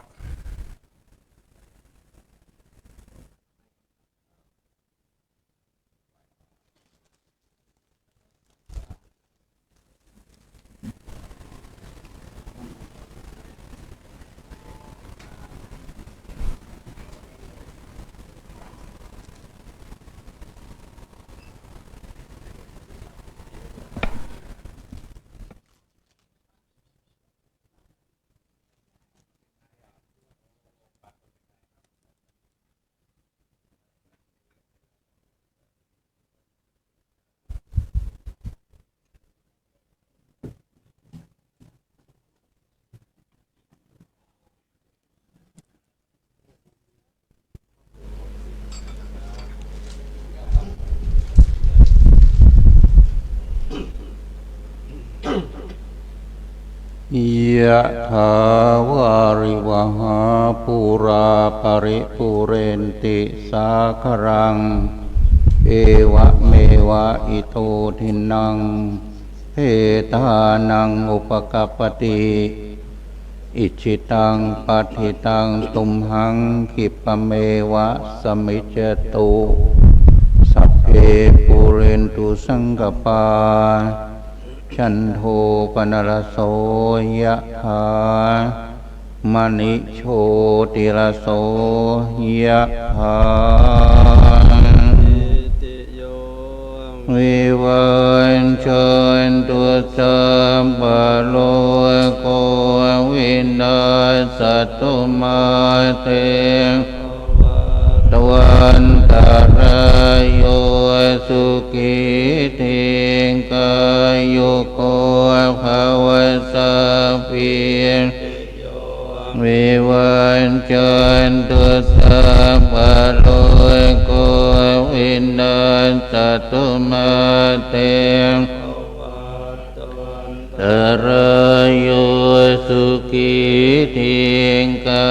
ยุโกภวสัพพิโยวิวันจันตุสัพพะโลกสัตตุมาเต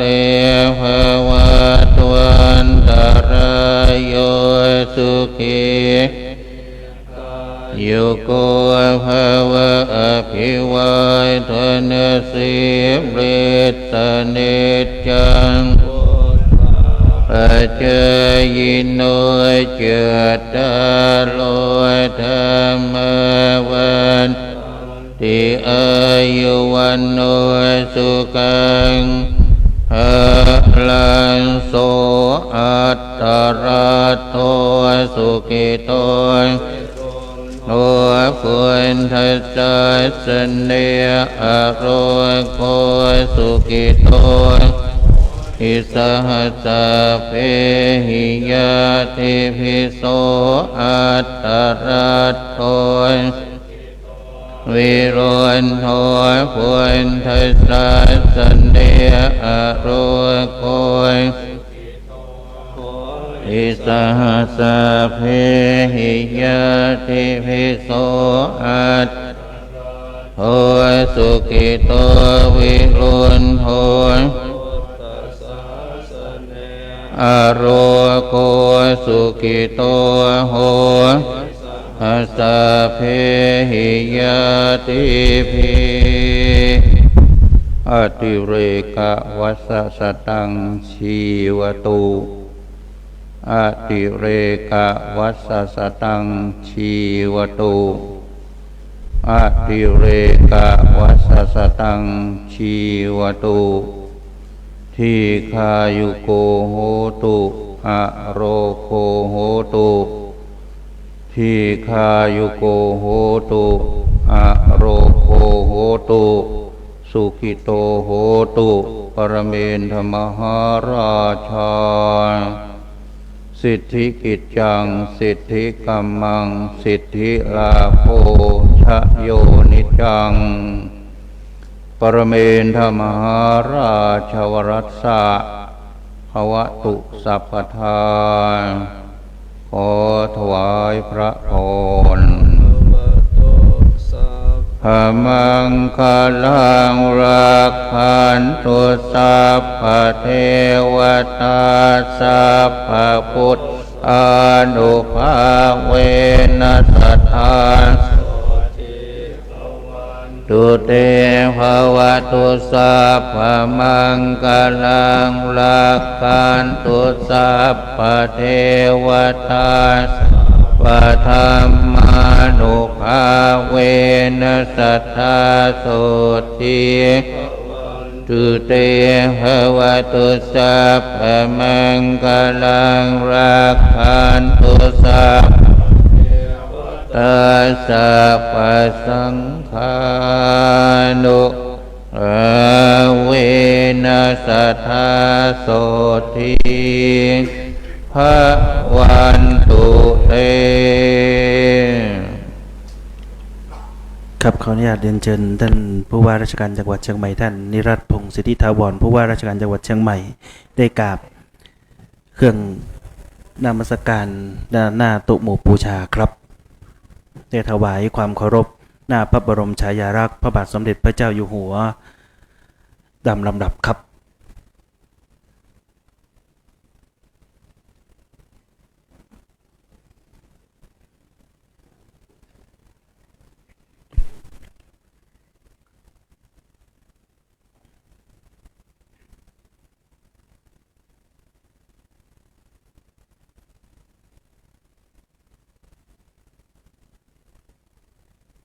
ขออนุญาตเรียนเชิญทุกท่านได้ยืนขึ้นครับ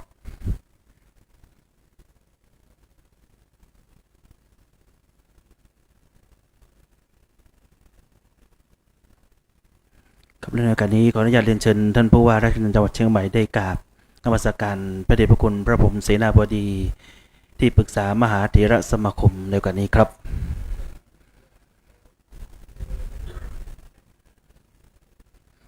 ครับในการนี้ข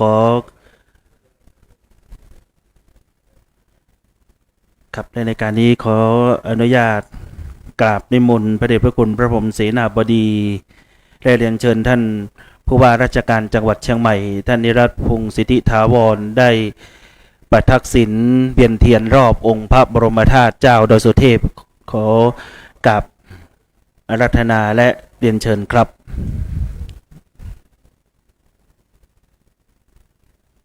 ครับในการนี้พระเดชพระคุณพระพรหมเสนาบดีจะได้เปิดเมตตานะครับนำข้าราชการและมีท่านผู้ว่าราชการจังหวัดเชียงใหม่ได้ประทักษิณรอบ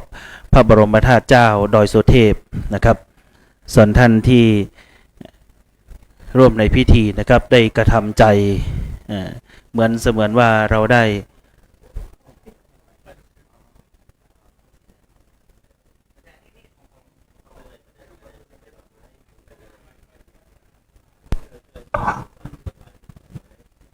ครับในโอกาสนี้ได้เรียนเชิญได้บันทึกภาพนะครับ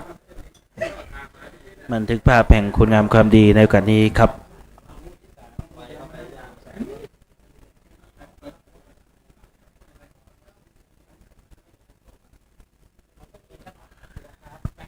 กับได้บันทึกภาพถวาย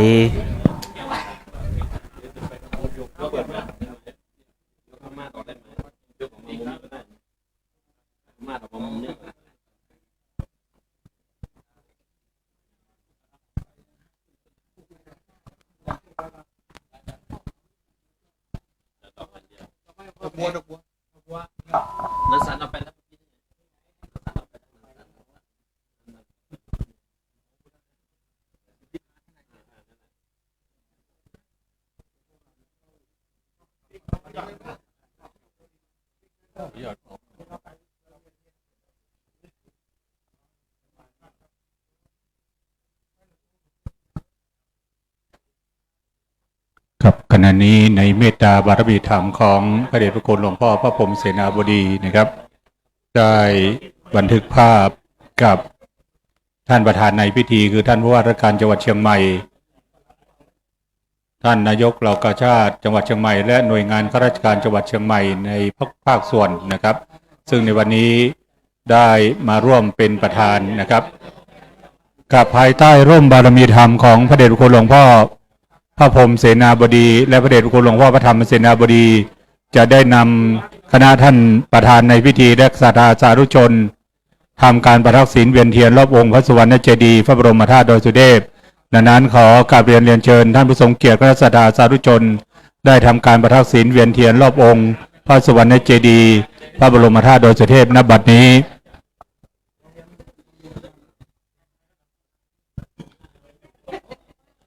อิติปิโส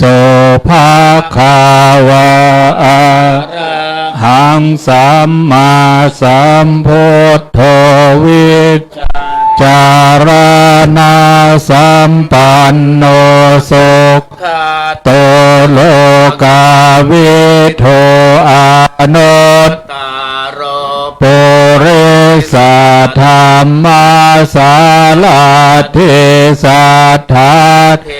วามนุสานังพุทโธภะคะวะติสาวาคาโตภะคะวะตาธัมโมสันติโกอาลิโกเอหิปัสสิโกโอปานายิโกปัจจตังคณะศรัทธาสาธุชนนอกนั้นนะครับขอเชิญเวียนเทียนรอบนอกนะครับกับรอบนอกกำแพงแก้วได้นะครับเริ่มเลยนะครับภาคาวะโตสาวกสังโฆโอโชปาติโนภาคาวะโตสาวกสังโฆยายาปาติปันโนภาคาวะโตสาวกสังโฆสามิจิปาติปันโนภาคาวะโตสาวกสังโฆยะเททางจัตเลโปเรสายคาเนอาตาโปเรสาโปคาลายสาภาคาวะโตสาวกสังโฆอาโหเนยโยปาโหเนยโยทัพเนยโยอัญชลิการามิโยอานุตตารังบุญญาเขตาโลกาสาติอิติปิโสภะคะวะอะระหังสัมมาสัมพุทโธวิชาจารณาสัมปันโนสุขโตโลกาวิโทอานุตตโลปุริสัทธรรมสารเดสัทธาเทวามนุสานังพุทโธภะคะ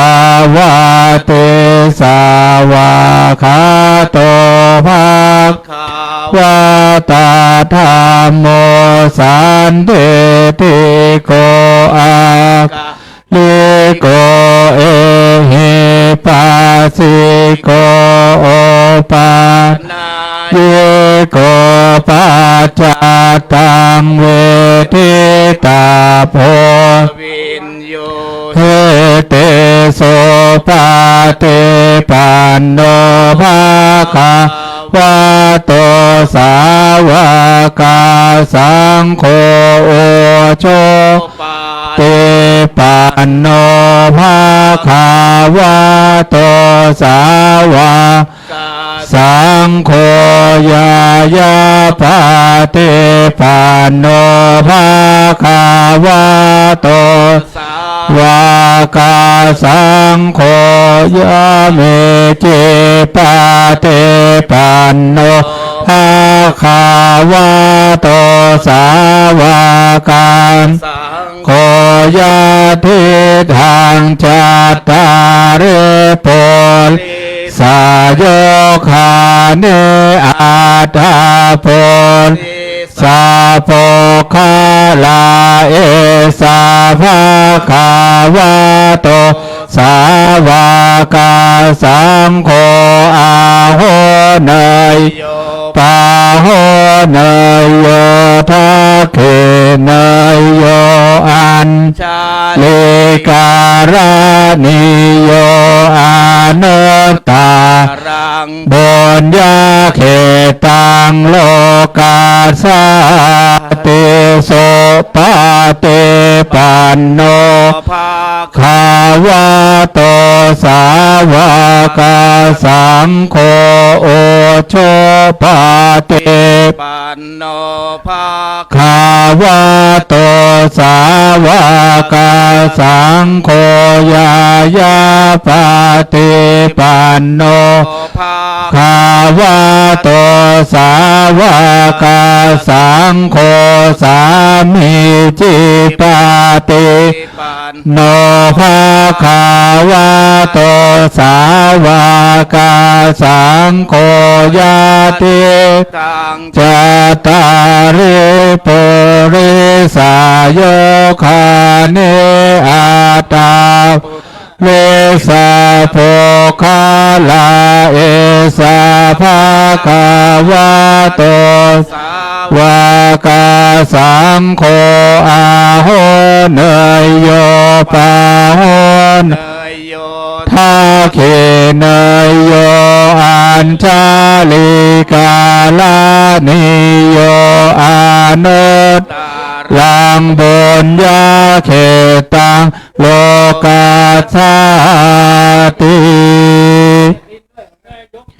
กับบัดนี้ภายใต้ร่มบารมีธรรมของพระเดชพระคุณหลวงพ่อพระพรหมเสนาบดี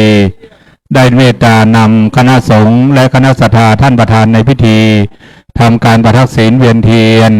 รอบองค์พระสุวรรณเจดีย์พระบรมธาตุโดยสุเทพเป็นวาระ3 รอบเป็นที่สำเร็จเสร็จสิ้นนะครับคณะศรัทธาสาธุชนและท่านประธานในพิธีนะครับเชิญด้านมณฑลพิธีก่อนนะครับ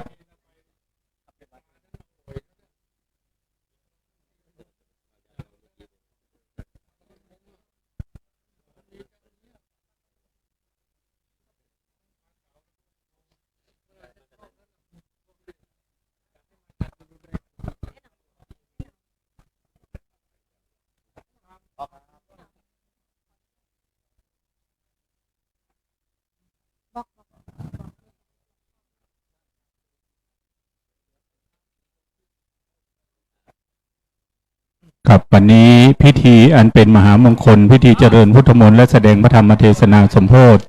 น้ำสงฆ์พระราชทานและพระไตรพระราชทานขององค์พระบาทสมเด็จพระเจ้าอยู่หัวนะครับประจำปี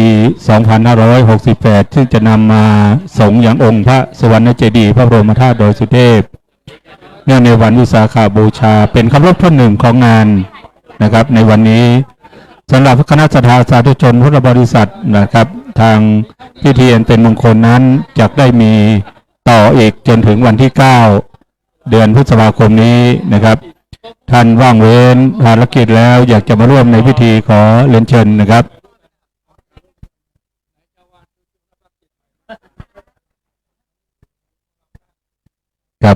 เมตตาธรรมของพระเดชพระคุณหลวงพ่อพระพรหมเสนาบดีจะบันทึกภาพนะครับกับบันทึกภาพกับพระเดชพระคุณหลวงพ่อพระธรรมเสนาบดีนะครับกับเมตตาธรรมของพระเดชพระคุณหลวงพ่อพระเทพปริยัตินะครับกับบันทึกภาพกับในด้านของในภาคส่วนในงานของข้าราชการจังหวัดเชียงใหม่ทุกภาคส่วนนะครับในวันนี้ได้มาให้เกียรติเป็นประธานในพิธีโดยท่านผู้ว่าราชการจังหวัดเชียงใหม่ท่านนิรัตน์พงศ์สิทธิถาวรนะครับและภาคส่วนของหน่วยงานข้าราชการจังหวัดเชียงใหม่ได้มาร่วมในพิธีนะครับ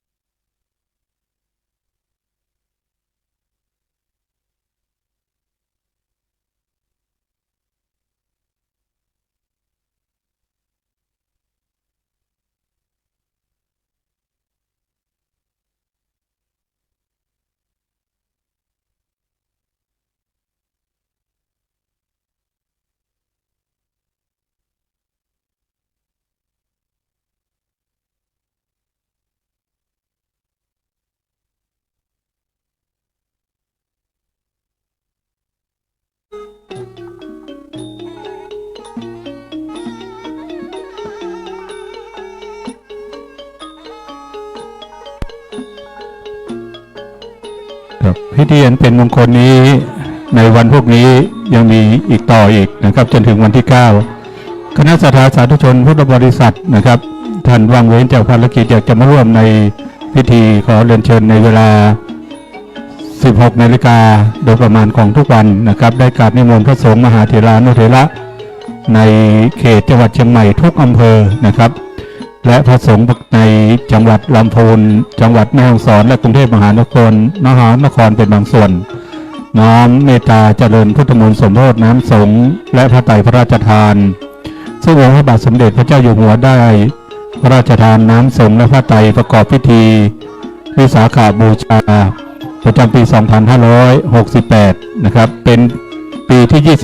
25 ที่ได้จัดพิธีอันเป็นมหามงคลนี้น้อมถวายเป็นพุทธศักราชต่อองค์พระสุวรรณเจดีย์พระบรมธาตุโดยสุเทพปาวินีเตียวขึ้นดอยนะครับหรือประเพณีเดินขึ้นดอยประเพณีเดินขึ้นดอยนะครับซึ่งสมัยก่อนนั้นย้อนหลังไปก่อน90 ปียังไม่มีถนนขึ้นมาต้องอาศัยทางเดินเท้านะครับแต่โดยเมตตาบารมีของครูบาเจ้าศรีวิชัยนักบุญแห่งล้านนาไทยได้เป็นประธานนำคณะศรัทธาสาธุชนเรือนหมื่นเรือนแสนทำการสร้างถนนขึ้นสู่วัดพระธาตุดอยสุเทพซึ่งปีนี้ครบ90 ปีนะครับที่ครูบาเจ้าศรีวิชัยนักบุญแห่งล้านนาไทยได้เป็นประธานนำคณะศรัทธาสาธุชนทำการสร้างถนนขึ้นสู่วัดพระธาตุดอยสุเทพสำเร็จเมื่อวันที่30 เดือนเมษายนปี 2478 เป็นเวลา90 ปีเต็มนะครับดังนั้นจึงเป็นมงคลอย่างยิ่งที่คณะศรัทธาสาธุชนเราท่านได้อาศัยบารมีของครูบาเจ้าศรีวิชัยนักบุญแห่งล้านนาไทยได้ขึ้นมาทางรถยนต์โดยความสะดวกปลอดภัยจนถึงปัจจุบันนี้โดยอาศัยบารมีธรรมของครูบาเจ้าศรีวิชัยสร้างถนนให้เราท่านคนโบราณคิดการไกลสร้างหนทางไว้ให้ลูกหลานเราลูกหลานได้สะดวกสบายโดยยานพาหนะใช้เวลาเพียงครึ่งชั่วโมงกว่าๆนะครับทางรถยนต์นะครับหรือท่านจะเดินเท้าก็สามารถเดินเท้าขึ้นมาคนมีกำลังใช้เวลาแค่2 ชั่วโมงก็สามารถถึงได้ เดินแบบสบายๆใช้เวลา 3-4 ชั่วโมงเป็นต้นนะครับ